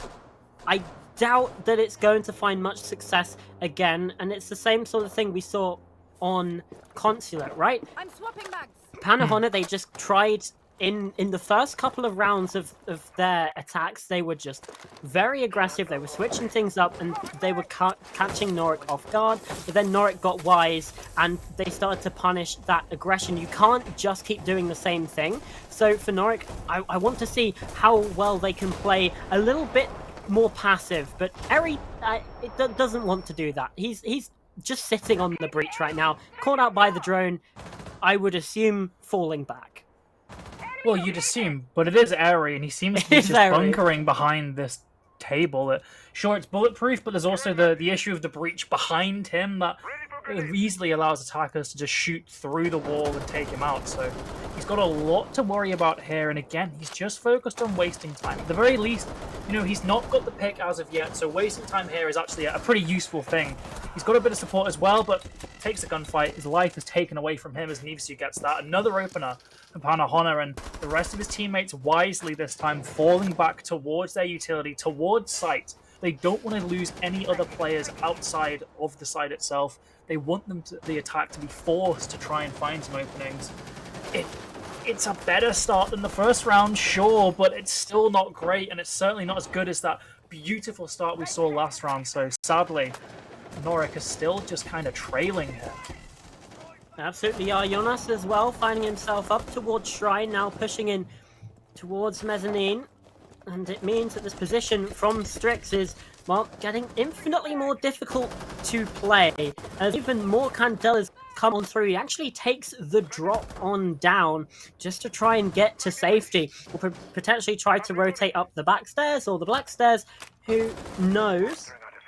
But he's keeping himself out of danger, and that is something that's positive for NORIC. However, more shots coming through that wall, now sitting on the drone hole as well. There's nowhere safe to play for these defenders in a 5 versus 3 now, as Nifsu finds a kill. Yomi at least responding to make it a 4v3. Staying alive, down to 64 HP. Strix is low, but finds a pick himself. Now even back up, and Strix is still below. However, Nifsu tearing up on the site. Triple kill for him, and now recovering the diffuser as well. The last Candela goes in, wasted, used up on that magnet. And it's still going to clear out that gauge position. Uski on top of the stairs. Strix down below. The last two players as we head into red time. Pannuhuone, they have to get to a site and they have to do things quickly. And now Nifsu is waiting. He's stalling out on this plant. You just got to hold down F now. Stuck onto 000. Jonas catches the swing from Uski. And now Strix, well, what really can you do from this position? A flashbang goes down the stairs. They know where he is, and things just look so damn difficult. It's a really good response here from Pannuhuone as the wraparound comes on through. Yep, very nice execute there, and we can see for the side of NORIC, they're really feeling the impact of that bulk ban. If they had just a bit of intel on site, you know, with how late that push was, you could easily deny it. You could easily get that case cold on the ground in a very risky position. But they had nothing, and we could see Strix was going off of pure guesswork, pure instinct onto where they could have been planting. We heard the impacts go out, but no damage onto the planter. So it was another case, those bans really working out well for the side of Pannuhuone, as NORIC just can't find their footing when they're not gifted that unearned opener, right? They can't seem to find anything in these rounds, as Pannuhuone are really starting to build up a bit of steam now as they're entering towards round 4. They've already locked out a pretty decent half for Attack on Sky. Skyscraper is one of those maps that is really lenient towards the defense. So even getting 2 rounds here, it's not really bad, right? You'd be fine with it. You wouldn't be happy ending it as a 2-4, especially not as you've gotten these 2 rounds so early, but you'd be fine. It would certainly not be that big of a mental factor. It's very easy to work around the 2-4 splits. Anything now for Pannuhuone is really kind of treated as a bit of a bonus here for them, as NORIC are trying to pick up the pieces of a half that is going drastically wrong. Again, if they aren't gifted an opener through a wallbang, it just seems like they can't find anything in the early round. Yeah, Lady Luck helps them out in round 2, but well, that appears to be the extent of her grace and generosity, at least thus far. And that's only if you're on the side of NORIC. Pannuhuone, they've had a bit of a streak going here, but things can always change. Again, NORIC, they're on the defense. This is the best side, and you honestly be pressed to say that Barbecue Kitchen is even a tertiary site, just because it is very strong. So it's not even like that situation where like, oh, they have to play on a tertiary. Barbecue Kitchen is also very, very solid, a lot more solid than a lot of tertiary sites in the game. So that is pretty good for NORIC. However, you've still got to contend with this Pannuhuone side, and Yomi, again, finding the opener. Last time that happened, it led to a round win. Are they going to be able to do the same? However, there is a response. Instead of it becoming a 1 versus 5, Itsu is able to trade. Yeah, great, I guess, decision-making from Pannuhuone there to realize, well, last time they got the opening pick, they immediately tried to capitalize on it. So they just played a little bit slower, and they caught Nickers entirely off guard there. I thought Strix rather entirely off guard there, as E2 gets another great work from him taking down Eri. Those are two very strong players. Eri hasn't had the best start to this map, but on Consulate, he was putting up numbers, so dealing with them is definitely a good thing. 3v4 is, again, a round that looked to be going well for NORIC. Pannuhuone have just managed to entirely wrangle away from them, as Yomi now taken down. Things are just getting even worse here. Eventually there's a response, but Flashbang comes through. It's now a 1v3. Yeah, Iski's only on 30 HP as well. Jonas finally gets that connection, and, well, Kakapala reaction is just too good there. I don't actually know if he was expecting that angle. Instead, no, he wasn't. Just reacts quicker. Pannuhuone get up to 3, and suddenly the avalanche is, well, it's beginning. 3 in, or not quite in a row, but 3 attacking rounds on Skyscraper is already terrifying. They could get 5. They could get 5. If you're NORIC, you have to win these rounds. It might be too late. Obviously, we don't want to say one way or another, but if it gets to 5-1, it's over, and we're going to Cafe Dostoevsky. There is almost no way of coming back from that. Obviously, never say never. We know that caster curses can happen. I'm just saying it would be extraordinarily unlikely to come back from 5-1. Even 3-3 looks challenging. I mean, where was this attacking side from Pannuhuone in Consulate, aside from those first 2 rounds, right? Like, they're so much more proactive here on Sky. I get it, this is their map pick. But equally, Sky and Consulate do play kind of similarly in terms of just how kind of large they are. They're split into 2 kind of distinct sections, particularly that second floor. And here we're just seeing a lot better play from Pannuhuone here in a series that easily could have been a, if it goes well for them here, could have been a 2-0. Still, of course, NORIC can't be written out as of yet. There's potential for a 3-3. And Pannuhuone did lose a lot of steam on the second half of Consulate, so maybe, just maybe, there's a chance that at the very least OT is still on the table here. A single breach goes through on that single wall. Not enough to vault through or get a body through, but at the very least you can see through it, you can throw drones through it, throw utility. It's something, it's a little bit of pressure to add onto NORIC that can help with the rest of your pushes, but where is the push at the moment? Almost a minute gone by and everyone is outside just prepping things, aside from Nickers, who's below, and ascending those house stairs is incredibly risky, so I don't think the main push is coming through there. So Pannuhuone, dare I say, maybe stalling out here. There's potential, of course, for the breach to be opened, but still, I'd like to see a bit of split pressure. Yeah, absolutely would. And to go back on your point, Joe, yes, we saw Pannuhuone lose steam on the second half of Consulate, but the key difference there is that they started out on the favoured side. This time, they're on the weaker side, and they are running away with this map. It's scary. It's very, very scary if you're a NORIC player. You have to try and repel this push here in round number 5. And they're doing a good, decent job so far, and even getting a pick for it. Strix with the opener, that is absolutely what you want. putting Pannuhuone on the back foot and Yomi doubling down. This time they do not let Pannuhuone get the trade, and instead they find themselves in a 2-player advantage. This is absolutely necessary. Strix now, he's going for more. I don't necessarily know if that's the wisest play, but no damage comes his way off the back of it, so at least there's no damage done. He can still relax, and he hasn't tossed anything out. Out goes the Candela. E2 just peeking a bit too early, gets caught up by it as well. And the defense are sitting pretty here. They can dodge all of this utility. They can dodge all of this pressure. Uski sitting prone. He hasn't found a kill yet, and I don't know if he will now. Yes, he does. A little snake lurking in the grass now to make it a 4 versus 2. E2 with 1, but that's all it will be. Rasti Eri shuts things down, and 2 rounds on the board now for NORIC. That 3-3 half is still on the table.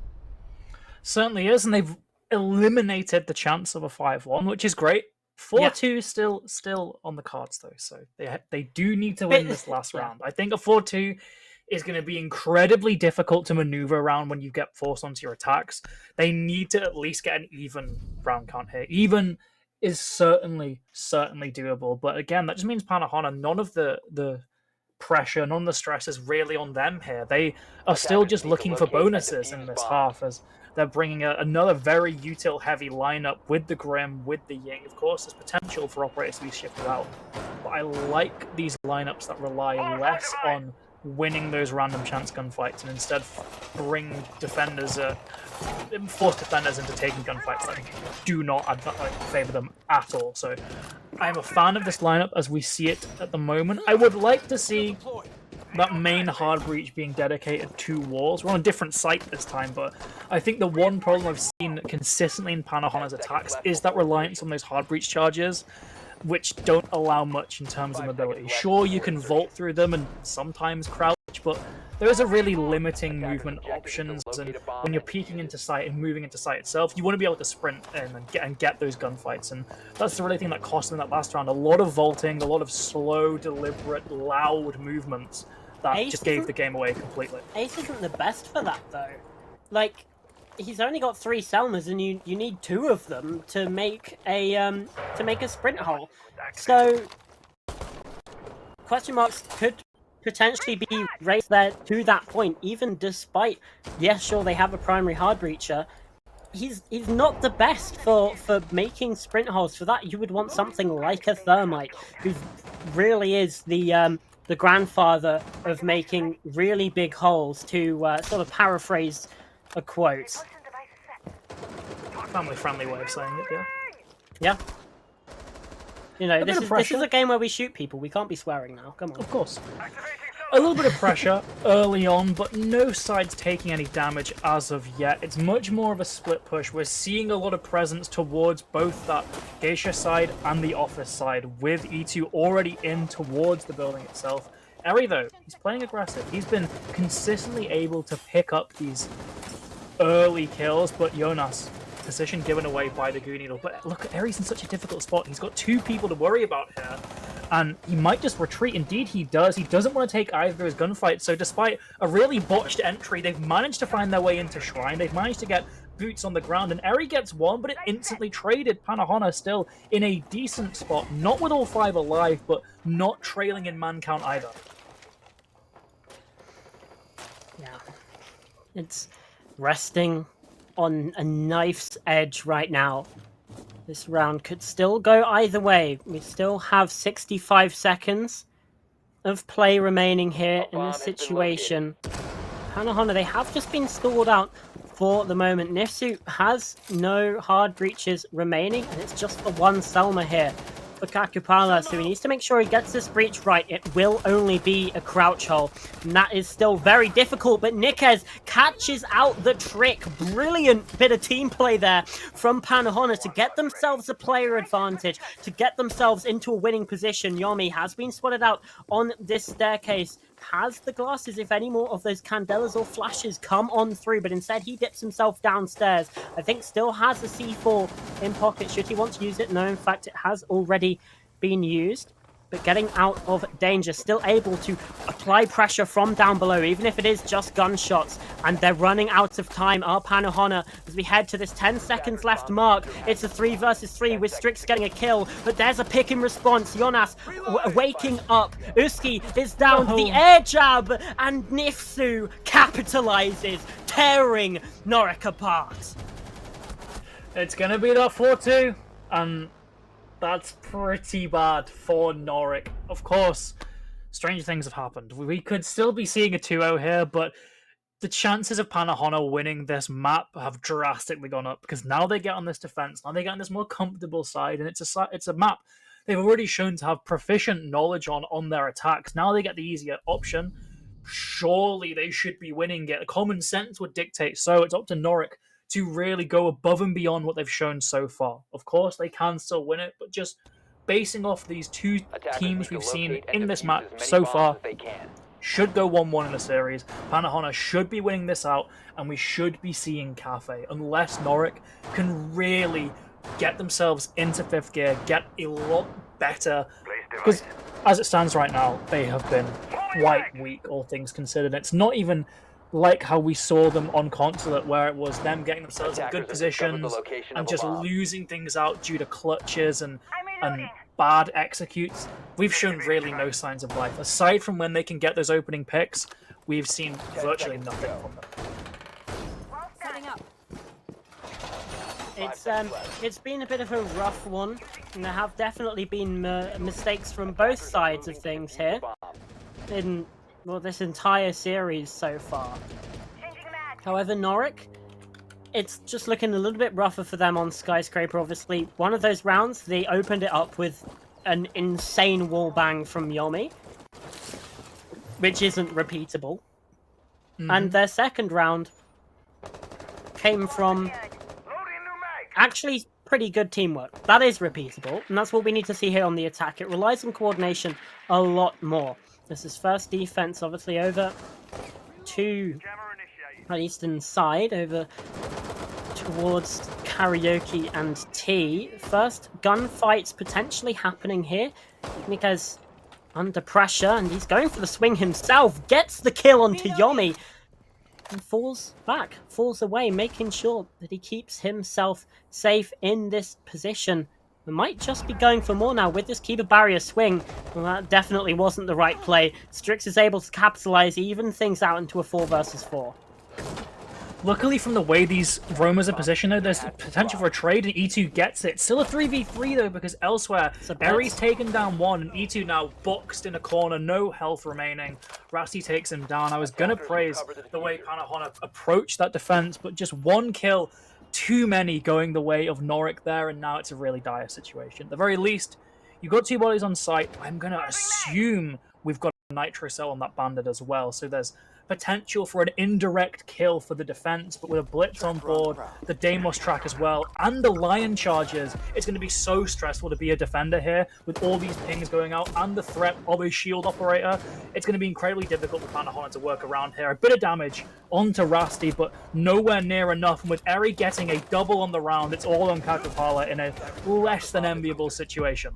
Gets the kill onto the Blitz, though. That's the first, and nearly takes down the secondaries down to 4 HP, but the swing is coming through on the other side, trying to distract, trying to take away, but Kakupala!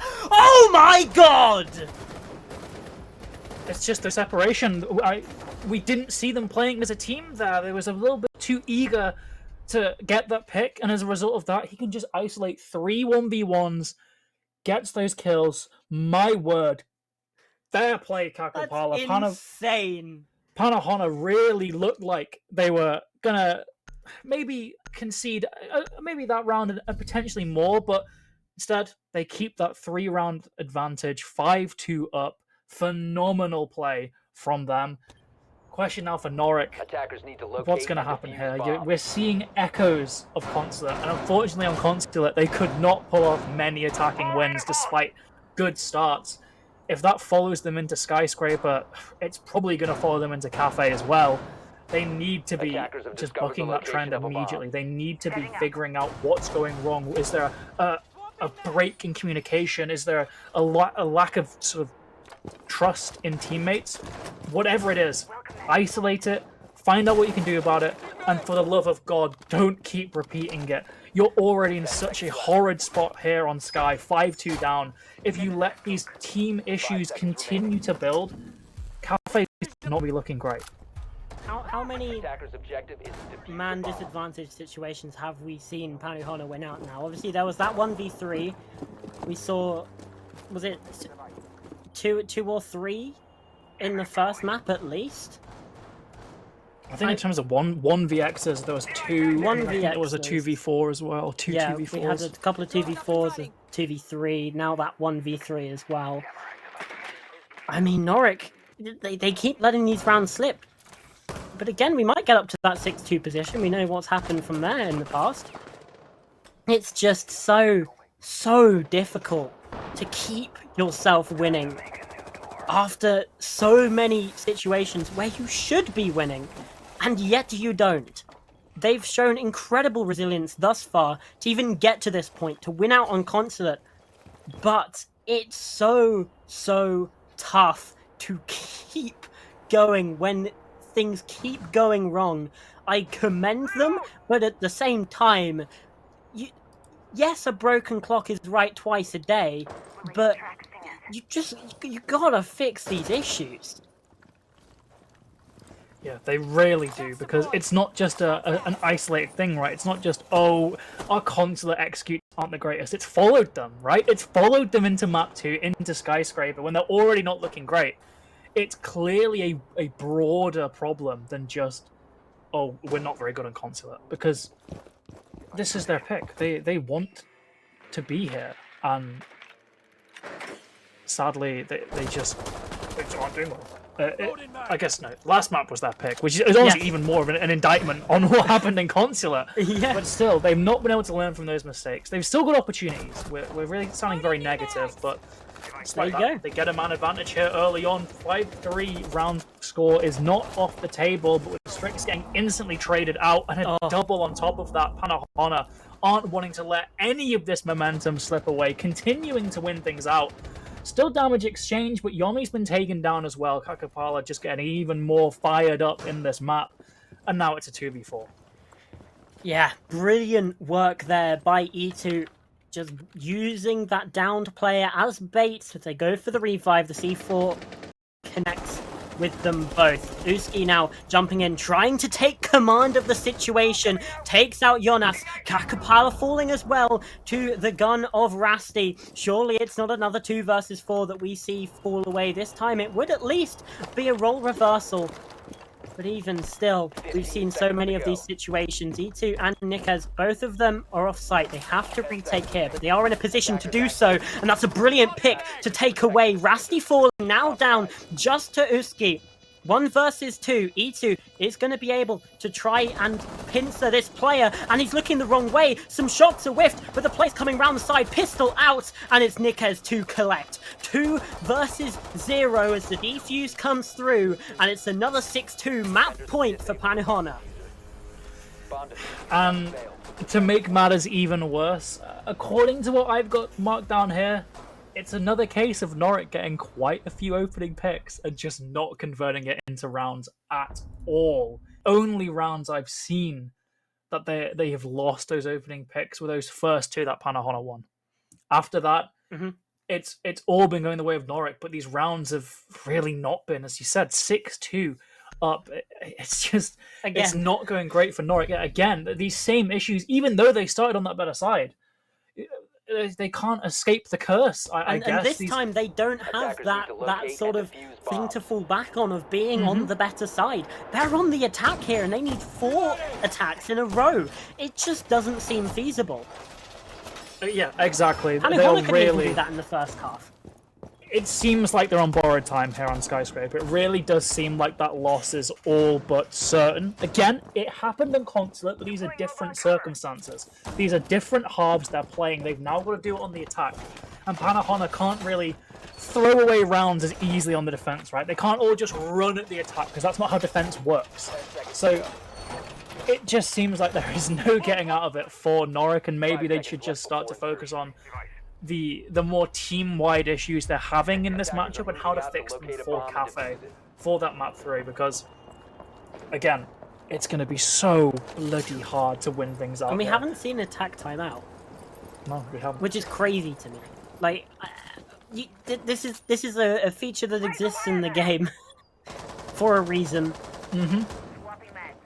So, question marks about that as well. Obviously, they're able to come back. They're able to win out Consulate from that position before Nifsu gets to run out. Is downed, but I don't think there's anyone that's going to be able to actually pick him off, at least not for the moment. You can see Strix rotating over just to finish the job.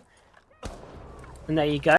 But that's wasted quite a bit of time, and your IQ's gone. You take that trade for a Legion any day of the week.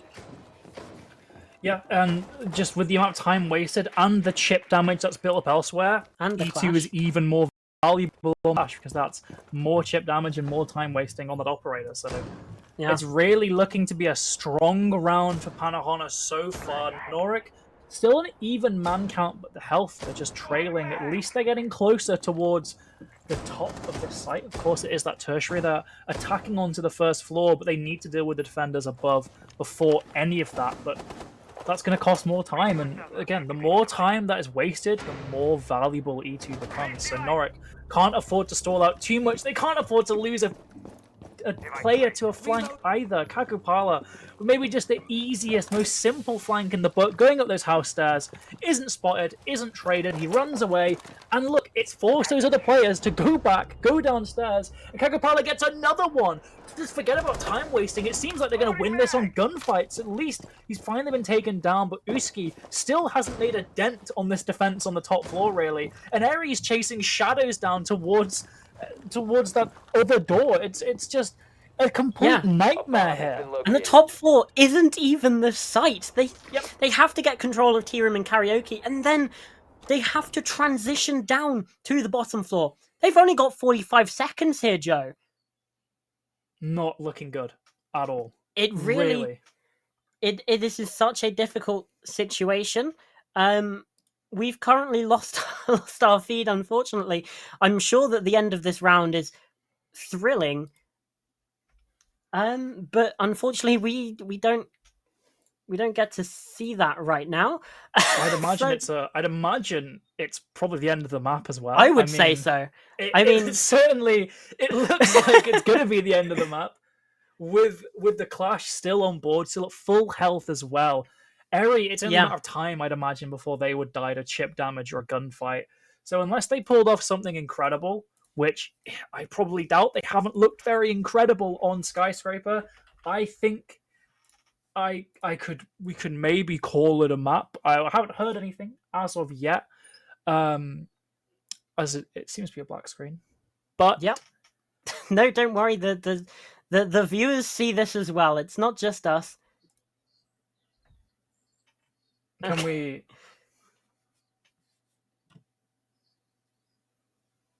Apparently, I'm hearing it went 7-4, 7-3. So that actually was a round win. Unfortunately, Observer's OBS has unfortunately crashed, and we're running on Observer having the delay. So that was another round played out effectively, and as a result of that, we do not see the ending of that penultimate round or the final round. So it's a 7-3 win for the side of Pannuhuone, but unfortunately we don't get to see it. At the very least, though, 1-1. That's not the end of the series, right? We still get our third map. We still get Can you imagine if that was the end of the series? If that was the end of the series, that would be remarkable. But Pannuhuone, they did win out Skyscraper. They were the better side, despite NORIC getting quite a few of those opening picks. Just can't end it. Just can't end these rounds. Again, it's that same old problem we're seeing. Will they be able to fix it for Cafe? Yeah, absolutely. So let's head it over to a break, and when we come back, we will have Cafe Dostoevsky on our screens. The final map of this series. One of these teams heads through to the semi-finals, the other one goes home. You don't want to miss it, so stay right where you are.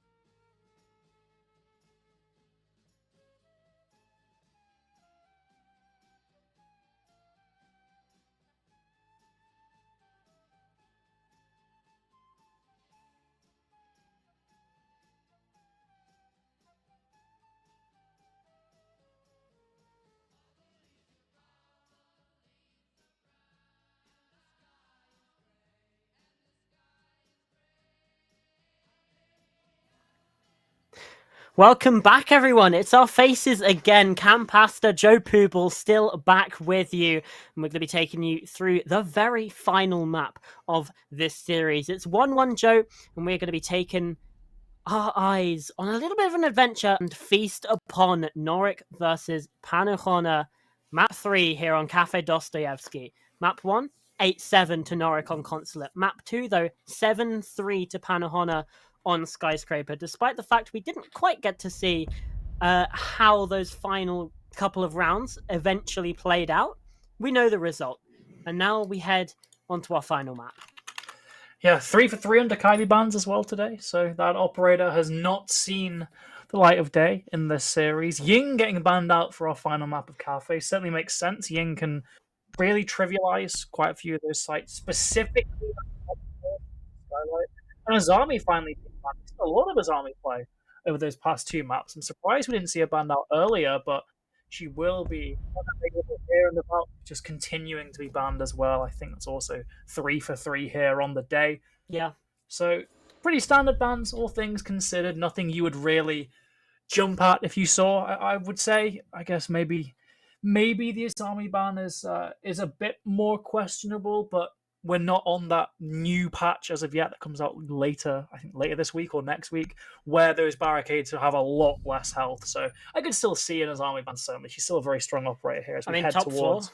floor. Yeah, top floor. Incredibly so to looking at that cigar lounge. We won't be on top floor, though, at first. We are going to be in kitchen and kitchen for our first round here, which is probably mostly considered to be the strongest site on the map.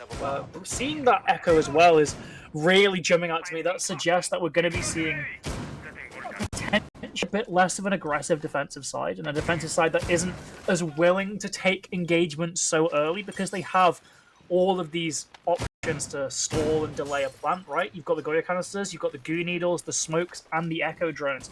Surely we're going to be seeing some of these defenders just bunkering up in sight, waiting for when that clock starts to get down quite low, and then they can start using that utility.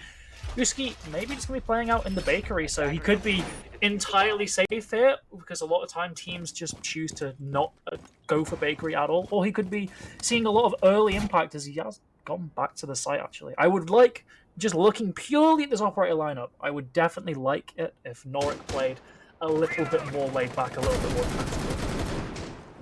Yeah, it's something that we've seen them kind of struggle with, is knowing how to pace themselves. Throughout this series, there's been a lot of moments where they haven't fallen back, and it's really been to their detriment, particularly on Skyscraper. A lot of moments where they were getting caught out by this finished side of Pannuhuone. So yeah, that is absolutely something that we're looking towards. Obviously, Rasty over in VIP, Strix inside of Coat Check, the ping over towards Yomi inside of Bakery as well, coming through Franks to the Jackal being played by Nifsu. So there are some off-site positions, but it's still on the bottom floor, and these are very standard places to play, especially getting your smoke inside of VIP is the norm. What isn't quite the norm is this flank up from Eri. He's on this Goyo, and he's going for the swing, gets the kill, traded out, but a Twitch for a Goyo? I'd take that if I was NORIC. It's absolutely huge, because now they can't use those drones to deal with those Goya canisters or those echo drones. Suddenly, it's on the part of those active attackers to go in and shoot them, or not deal with them at all and allow for them to be used against them when it comes down to the execute. A wonderful trade, a wonderful bit of utility using that echo drone more of like an attacker drone and just spotting out defenders. The kind of play we've not seen in a while, made really popular around mid-2022, around the time of that Berlin Major. Yeah, we saw a lot of echo from Deepak just guiding his teammates around. This time it wasn't a clean 1-0 advantage, right? It was a trade, but as you said, in terms of operators, a much more beneficial trade for the defense.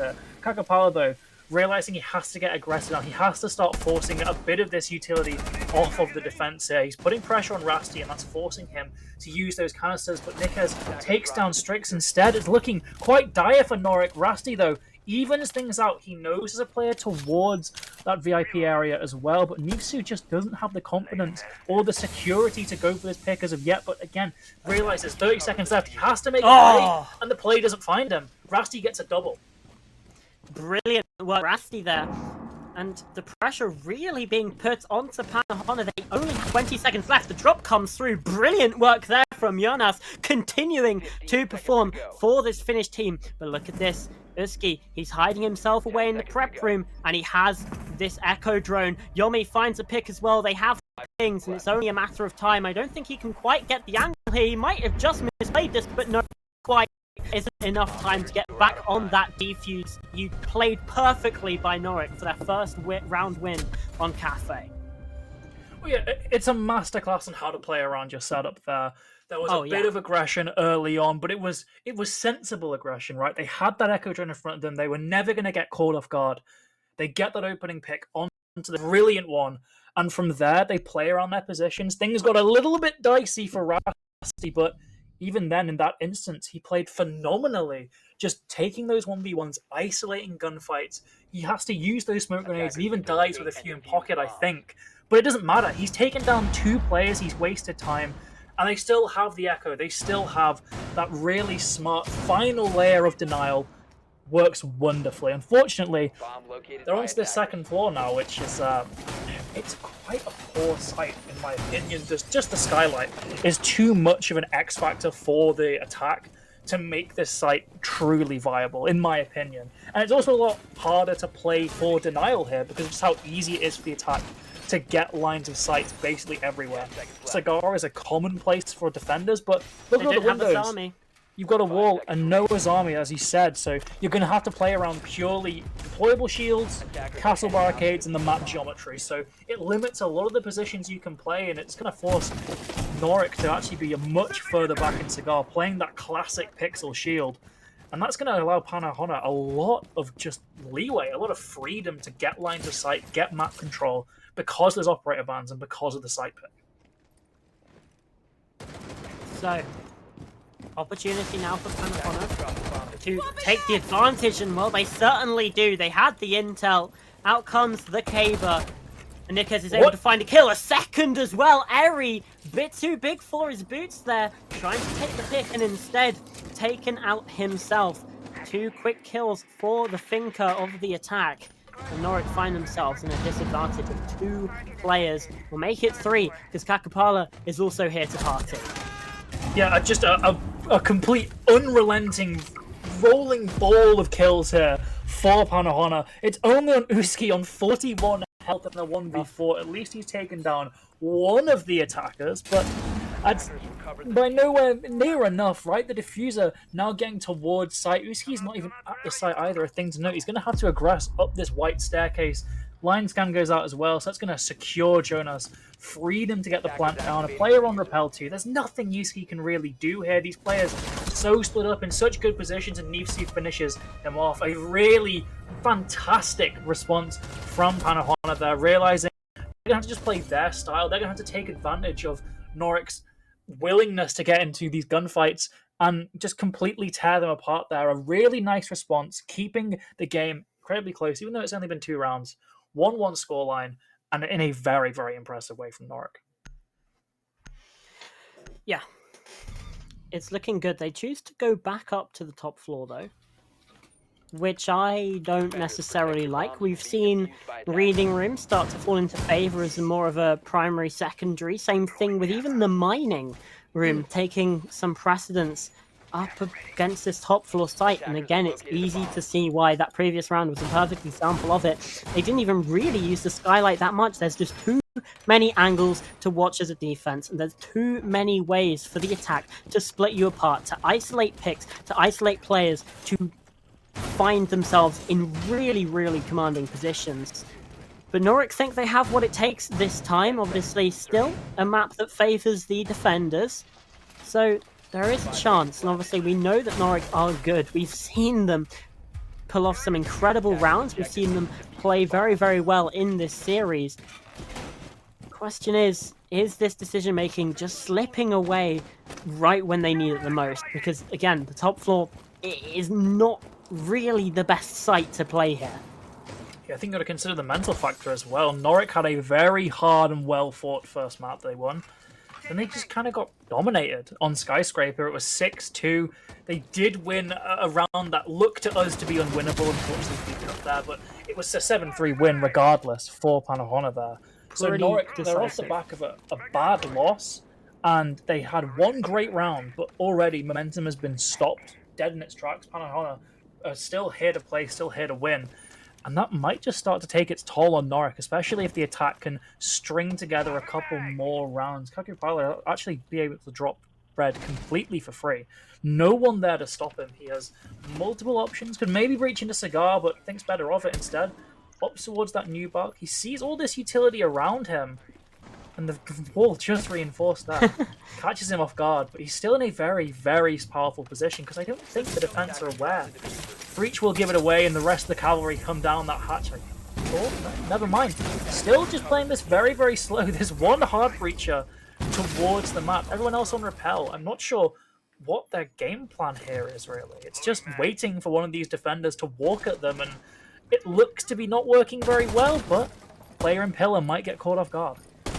Yeah, it's just a very strange round. The pacing of this feels so off. NORIC, I mean, they got into the map incredibly early there with Kakupala. I think finally now Jonas coming to assist him, but Yomi's behind the shield and he can just take that gunfight. Rasty also finding impact elsewhere. It's a 5 versus 3 now for NORIC. They have the advantage by 2 players, in fact. Now back down to 1 as Jonas finds a pick, but still they find themselves in a good spot. Jonas, though, does not like that one bit. He's in and he's finding these kills. A third now for Jonas. Ignore the fact that it says Nifsu. That is a lie. And now Nifsu himself can get this plant down. Finally, Rusty gets something else back, but it's a 2 versus 2. Diffuser now down and Jonas still alive. A bit lower on health now, the fact that he's been tagged down to 63, but Nifsu's on the hatch and he can just watch these long angles. It's such a difficult spot to play against as a defender.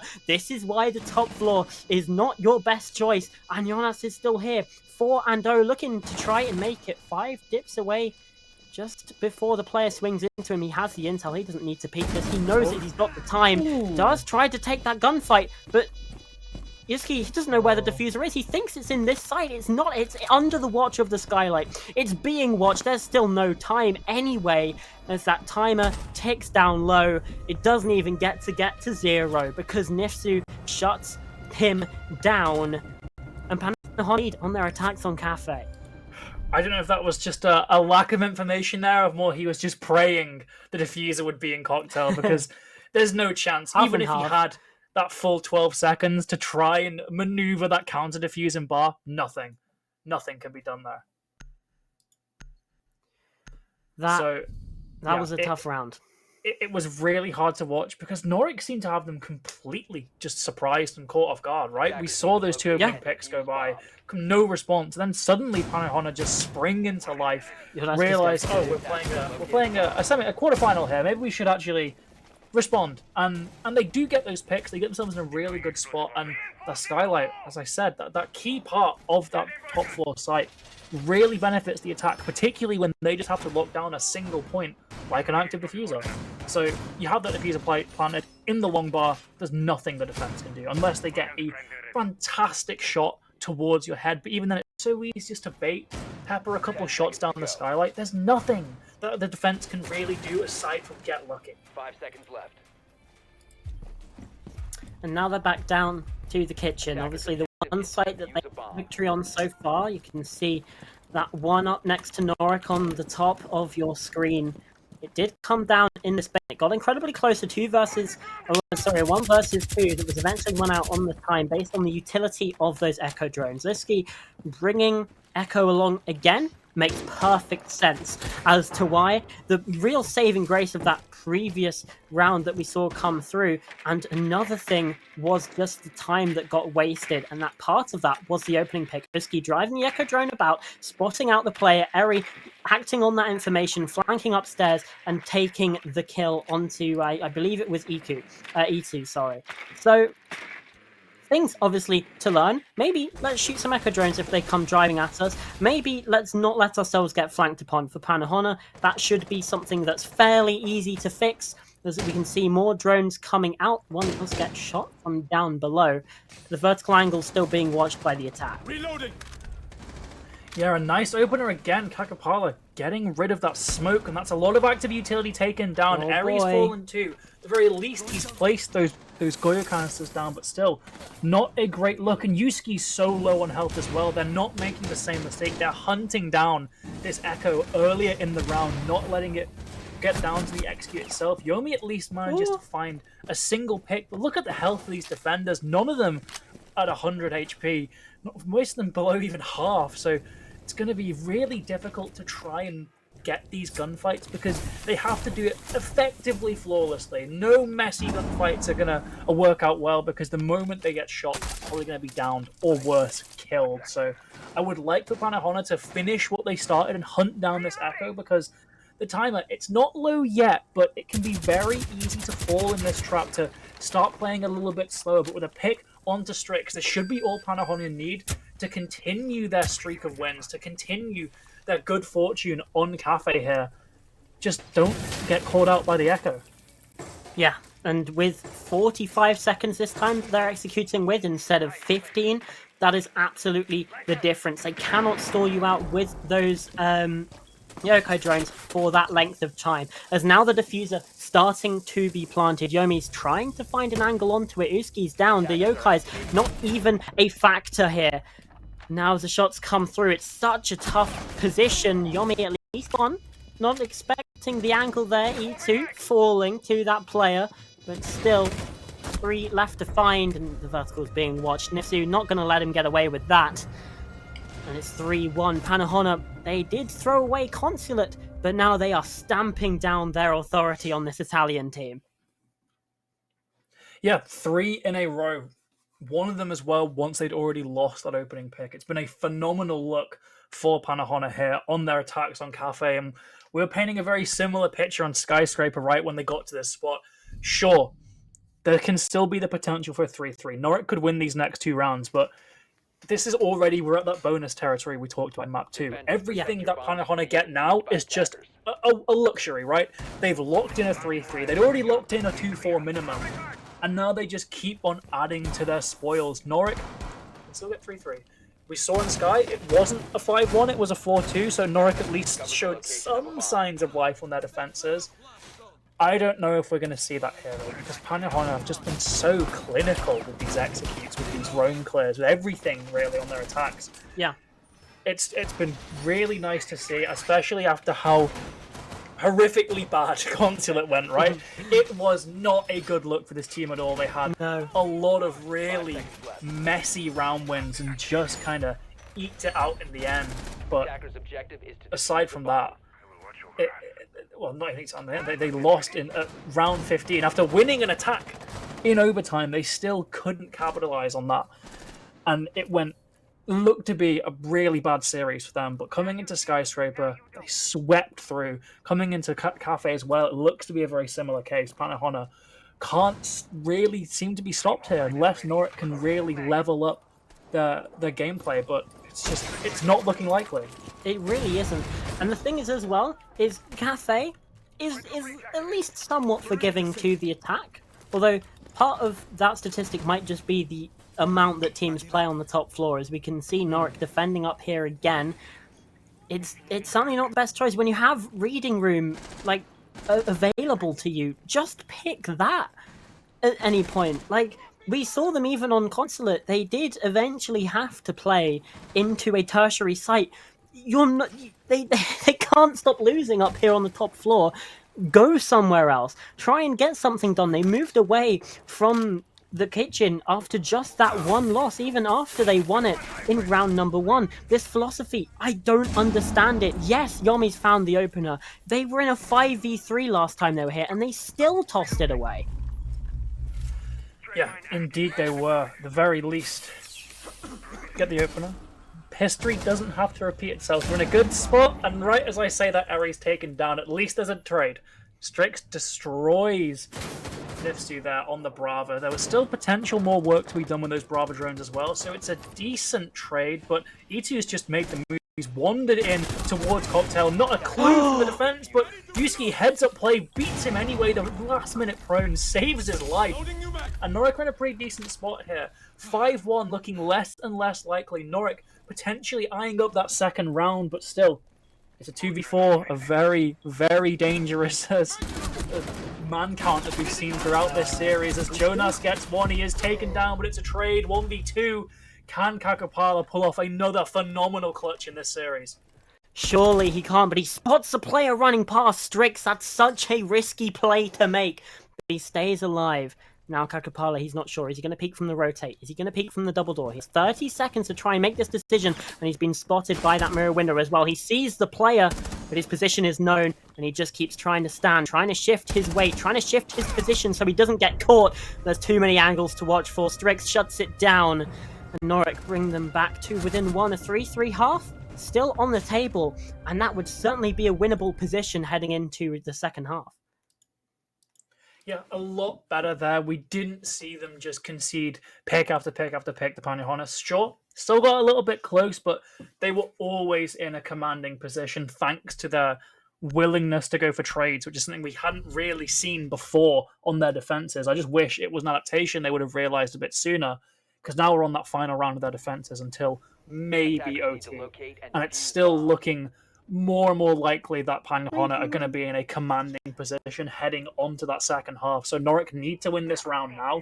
If not, you could probably write this off as a Pannuhuone win, right? If it's a 4-2, the way they've been playing this series so far, it shouldn't be going that much further. But Yeah. if NORIC can even things out, suddenly they're in a much better spot here, particularly if they get lucky and win that first attacking round. Suddenly they're in the lead. They get the wind under their sails. They're in a much better position. But they need to win this round. Round 6, very important. Still no timeouts have been taken by either of these teams, by the way. So there's potential for that in this third map, but they are not willing to talk over their mistakes mid-map, it seems. So could come back to bite them, as NORIC have only just seemingly cracked the code right at the end of their half. Yeah, this is, unless we get to overtime, their final defense of the series. And if we get there, I think they probably only have one more defense. So this is either the last or the second to last defense that they have. It's good that they've figured things out, and if they can win this, it puts them in a good position for the second half. We've had, though, a lot of ifs here, and let's stop the speculation, at least for now, because this is a must-win round for both of these teams. The implications potentially huge, but again, we can't bog ourselves down in those details when we have the details of the round unfolding in front of us. NORIC, they have gone down to reading room, but Uski has gone down in the round. Nikez finding the opening kill. He's been loving this White Stairs window and has been finding so much value from it. Another opening pick here for Pannuhuone sets them up for a good round. Yomi trying to dodge some bullets, trying to get into a good position himself to at least push away from this push that comes through from NORIC, trying to repel, Pannuhuone out of the building, and there's a C4 to respond. Yeah, beautiful bit of teamwork there. The position being pinged out by Yomi, the Nitro coming in from Strix. Rasty gets another, but it's still a 3v3. Surprisingly, what looked to be a great series of events still haven't resulted in a confident, commanding enough lead for the defense here, as Pannuhuone just keep finding these picks. Jonas, though, 1 health. He's going to have to play incredibly cautious here, and Nikez just doesn't know at all of Eri's position. At the very least, Jonas gets a trade again, that 1 HP player coming in clutch, but they aren't aware of where that Solace has gone. They know Yomi's playing around Cocktail.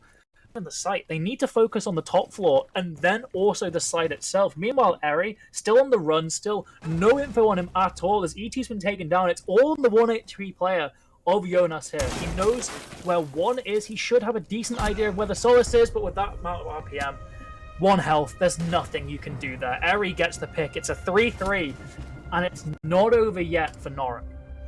This series is heating up. Even still in Cafe, we find a way to make things closer. Consulate was an 8-7, and even still, I feel like this is a closer match than that was, even despite the fact that we've only seen the first half. That was fairly dominant defenses pretty much the whole way through. This has been a back and forth affair here, Pooble, and it's showing there are cracks starting to appear in that Pannuhuone attack, like we saw on Consulate. It was pretty absent on Skyscraper, but now back rearing its ugly head, mistakes are being made. For NORIC, though, they haven't had the best attacking record themselves, but there's still always a chance to activate, to wake up. This is Cafe Dostoevsky. Of the maps we've seen, by far the most lenient towards the attack. Still probably leaning in the way of the defense, but not by much. I think that's the big point for me here is NORIC, sure, they get the 3-3, but they're on their attack, and they haven't really proven to me that they can hold their own on their attack and lock in this 3-3 split. Whereas Pannuhuone, now they get that much more comfortable side of the defense, and sure, they've had their troubles in the second half, but that was way more because they were on those attacks on Consulate, and they were trying things. They were acting as if they'd won the map when it was still 6-2, the way I saw it.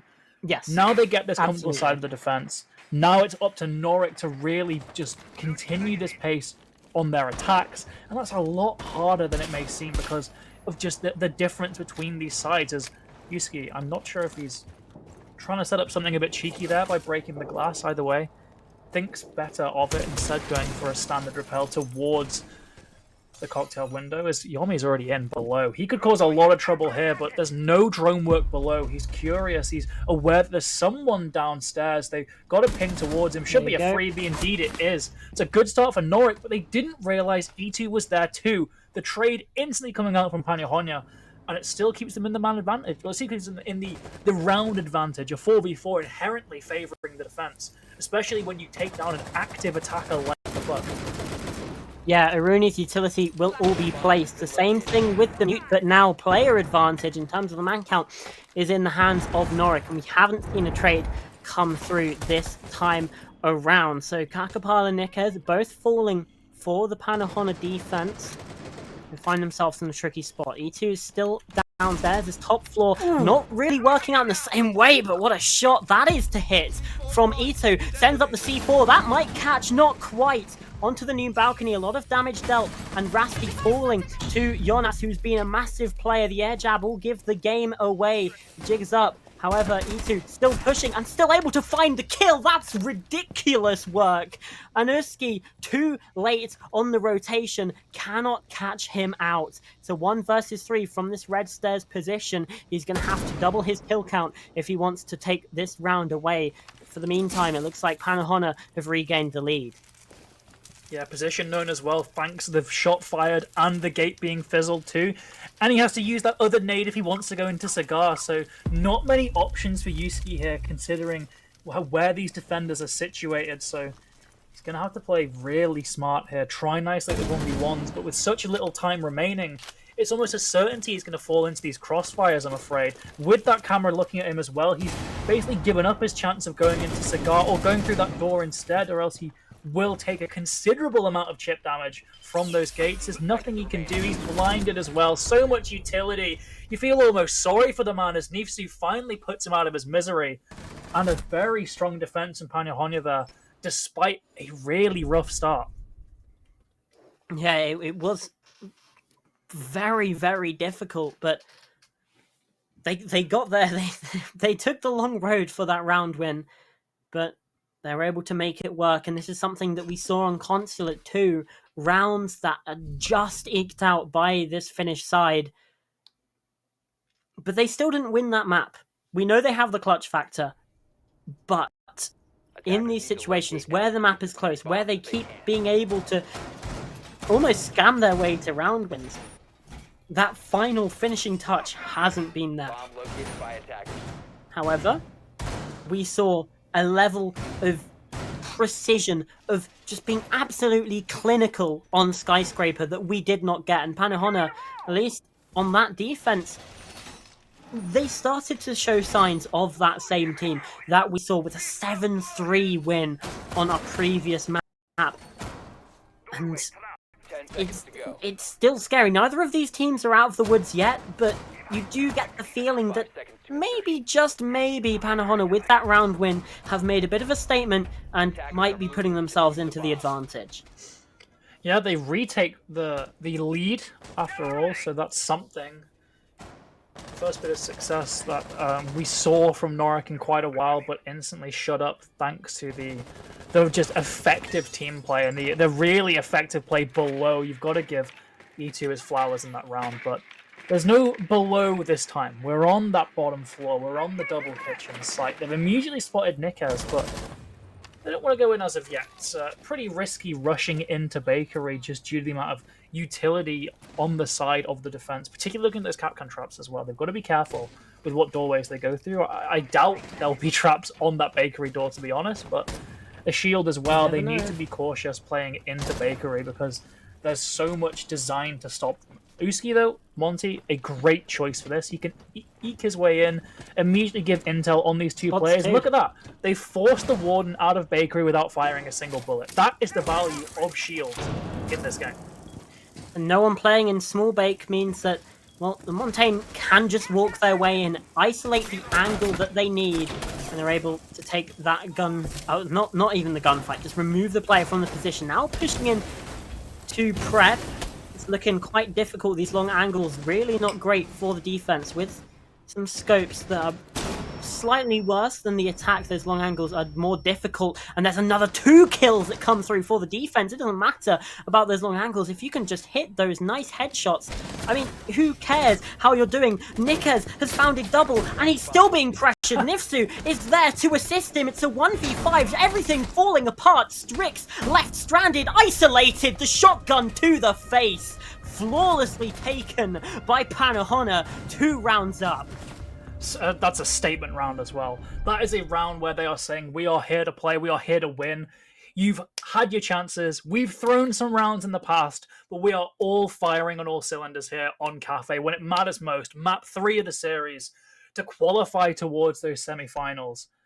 And NORIC have just been left reeling from that. Just a total disaster, despite some great map control early on, but it was a one-dimensional push, and it was exploited and abused by the defense perfectly there. Pannuhuone were given a golden opportunity to win a round, and they took it. Simple as. NORIC need to be playing better. They need to be making themselves giving themselves more opportunities, making more chances for a play, because all funneling in through Bakery and Small Bake, you may have a shield, sure, but it's just so easy to repel an attack like that because the defenders don't have to worry about, oh, is there someone flanking? Is there someone above? Are they playing for vert? No, they're all there, horizontally pushing forward from Bakery. Simple task. Just watch this doorway, watch this wall, and kill whoever comes through it. They need to be playing in a more proactive way if they want to stand a chance of winning some of these attacks, because right now, Pannuhuone are looking incredibly strong. Going onto this first floor site, a site that really recently has proven to be incredibly strong, much stronger than the top floor. So NORIC, they've had their chances, to be honest. Now they're on maybe the strongest site on the map. They've got to make something here, because 6-3 is not a great look for them. No, it's been 6-2 for Pannuhuone in both the previous maps, so at least you can say something positive in round 9. They are not staring down the face of a match point. Little victories for NORIC, but even still, you're down by 2 rounds, and you are attacking onto the strongest site here on the map. The C4 out through the balcony, or through the hatch, sorry, doesn't catch anyone. So at least that's a positive. You've taken away some of that utility. In fact, the only C4 for the side of Pannuhuone in this round. And you're able to get away from that engagement without losing any health. However, a minute has also been drained. Yeah, look at Yomi. He's on the move towards red stairs, very close to mine. But look at these feet holes. They're more than prepped for a sneaky push up here. Does see the player, but shots miss entirely. A couple do hit Kakapala, but the element of surprise is gone, and now Yomi looks to be going elsewhere because that's an incredibly hard gunfight to win when both parties are aware of it.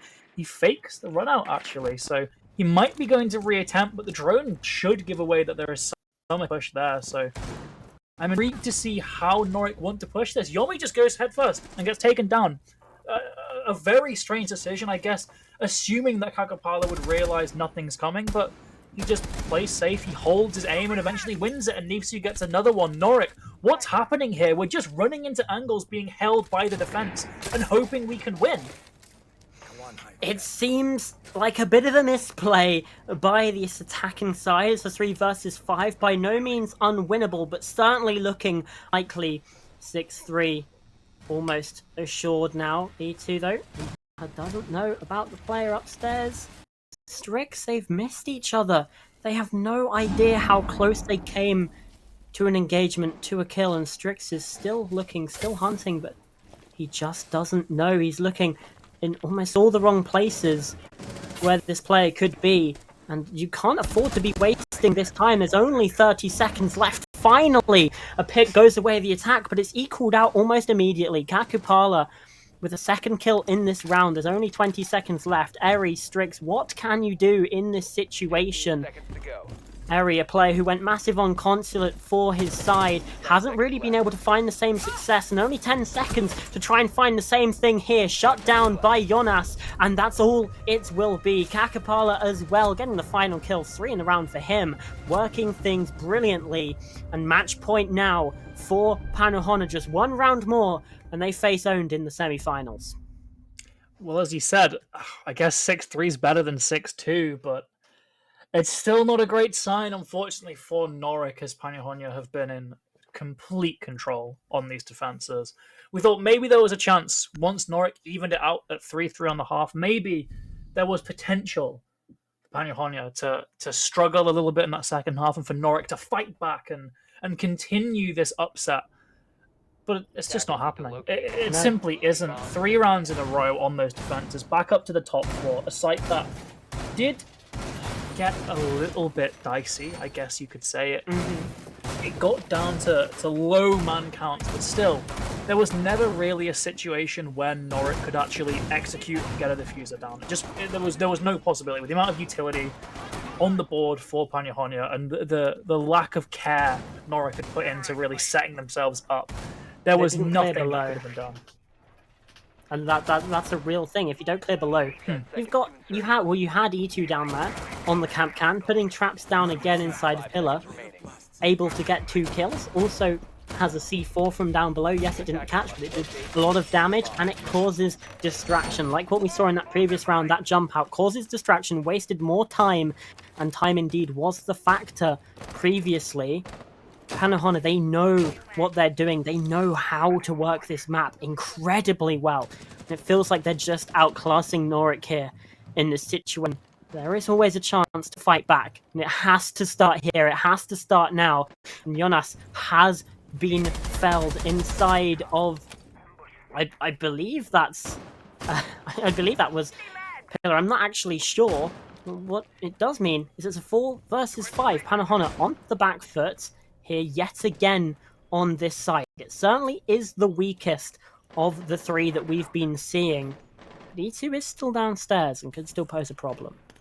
Yeah, at the very least, Jonas has got this mirror windows down. That's the most impactful part of that operator. But E2, sure, he's below, but he was below last time. They're going to read into this, surely. He's just taking a heads-up gunfight. Nivsu has managed to even things out, and suddenly Eri, maybe the confidence has been drained away from him. He was walking into that engagement in a 5v4, and suddenly after losing his teammate, he's not so sure. He jiggle peeks, gives up the game, and walks away. E2 now gets aggressive, but doesn't read into the crouch and thinks he's gone away. The un-ADS has led to yet another pick elsewhere. It's only Nivsu and Nikaz alive on the site, 4v2, but Cameron, we've seen that how many times? Time and time again.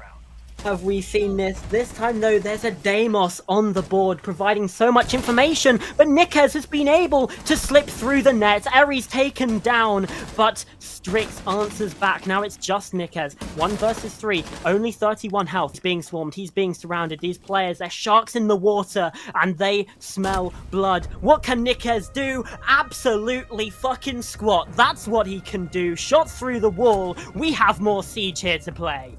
It's not over yet. It looked to be getting pretty grim, especially when Eri's attempt there on that first floor didn't go as planned, but they stuck with it. They just held their guns up. They hoped, they prayed. The shots connected, and we're still here. We're still on Cafe.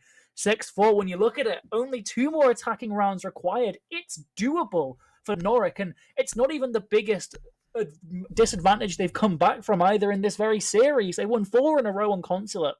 They can easily win 2 attacks here on Cafe if they Defenders, just protect keep your up this bombs from being performance. defused by attackers. But you're going down to that kitchen, and that's a much stronger site. You don't have to worry really about having that presence below if you're the defender. You can easily just bunker down on this site. It's exactly what they did last time, and NORIC walked right into it. So for NORIC, the real point here that I need to see from them is have a more split push. Do not all go from the same 2 rooms.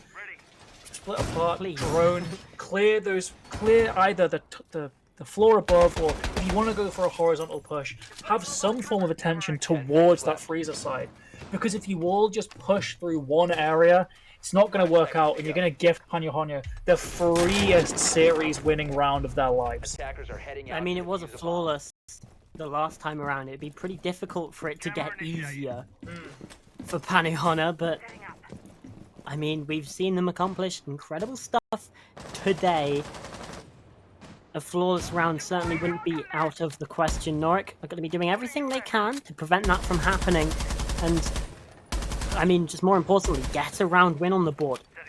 They cannot afford any more mistakes. It's not like on Consulate, it's not like on Skyscraper. You no longer have the backup of, oh, they're not on match point, it's just map point, there are other maps to play. This is the decider. This is potentially the final round. And they're taking it slow, measured, steady. They're just watching, gathering information. Pannuhuone, though, they also aren't giving up the ghost. They're just sitting in their positions. They know where they need to play.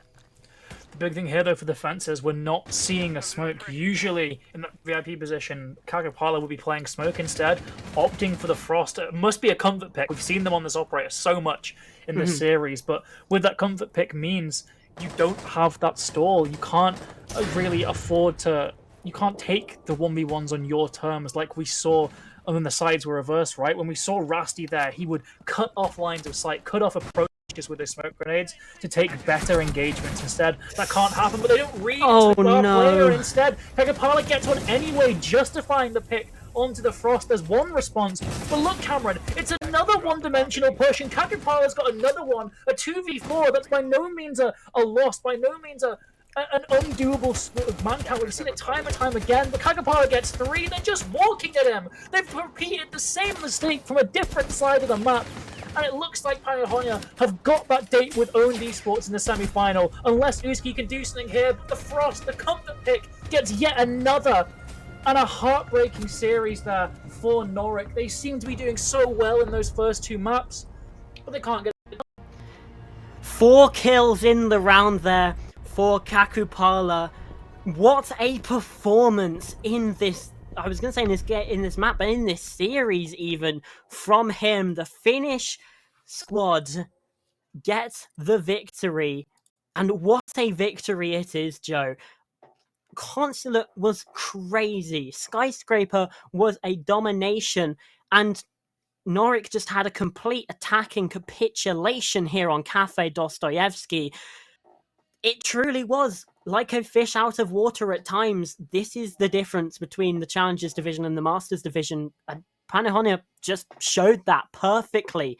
They are a cut above, and now they have to play Owned, the team that I want to say equaled them in terms of record in the group stage. Even still, they got that better seed, and now they face up again. This time it's a best of 3 instead of a best of 1. The winner goes through to that grand final. All of those stakes are pretty stacked. Yeah, I mean, just props to Pannuhuone as well for the way they've won this series, right? You look at these rounds, and a massive amount of them have been opening picks by NORIC. And you think common sense would then make you deduce, okay, well, if NORIC's getting loads of opening picks, they should be winning loads of rounds. But Pannuhuone are just so good at getting those quick trades, getting those reversals, and even winning out in the clutch. Just phenomenal play from them. They've shown that they have that, as you said, they're a cut above the rest. They can continue to just play these series even when things don't go well. Even if they lose that first map in max OT because of their mistakes, they keep on going. They just shrug it off. They win these 2 maps in back-to-back pretty dominant fashion. Phenomenal from them. Yeah, the problem is, though, against a better team, such as Owned Esport, You cannot afford to keep losing those opening picks because that's a roster that will punish you for making those mistakes. We didn't see NORIC quite have that finishing touch because they were in some very good positions. They just got to actually win those rounds. And it's situations that you would say were unwinnable for Pannuhuone, at least a couple of them. Again, heading into that semi-final on Wednesday, they're not going to be able to afford to make those mistakes. They aren't going to be able to keep losing those opening picks. Something to work on, but their job today is done. That's all that matters. They win the game, they're through. Yeah, wasn't the cleanest win. I think we can both agree with that. 2-1 Yeah. series, and that first map as well was very messy at certain points. But they Yes. still won the series, still got to Own. They still get that rematch. A win's a win at the end of the day. Wins a win, and they get that rematch with Owned, as you said, a best of 3, more manageable. There can be more prep work done into that. You often see different results in rematches when they are in a different format, so definitely something for them. But still, the job overall not finished yet. They've got to take on that undefeated opponent in that semi-final in 2 days' time. Yeah, that's a very, very scary prospect. But for us, that's the end of the day for for one of the teams. It's the end of the road in this tournament. Not for Pannuhuone though. They are gonna face Owned, like we've been saying on, I believe it's Wednesday. But again, that's the end of the day for us. I've been Pastor, joined by Poobel. We've had actually 2 different observers for us. I cannot remember the name. Matsu, who was our first observer. I'm just very scatterbrained. It's very late. Obviously, Nanos had taken over for map 3. Epsilon's been running the production. Thank you all very much for watching, and we'll see you next time for more Talent League action. Goodbye, everyone. Sleep tight. Bye-bye.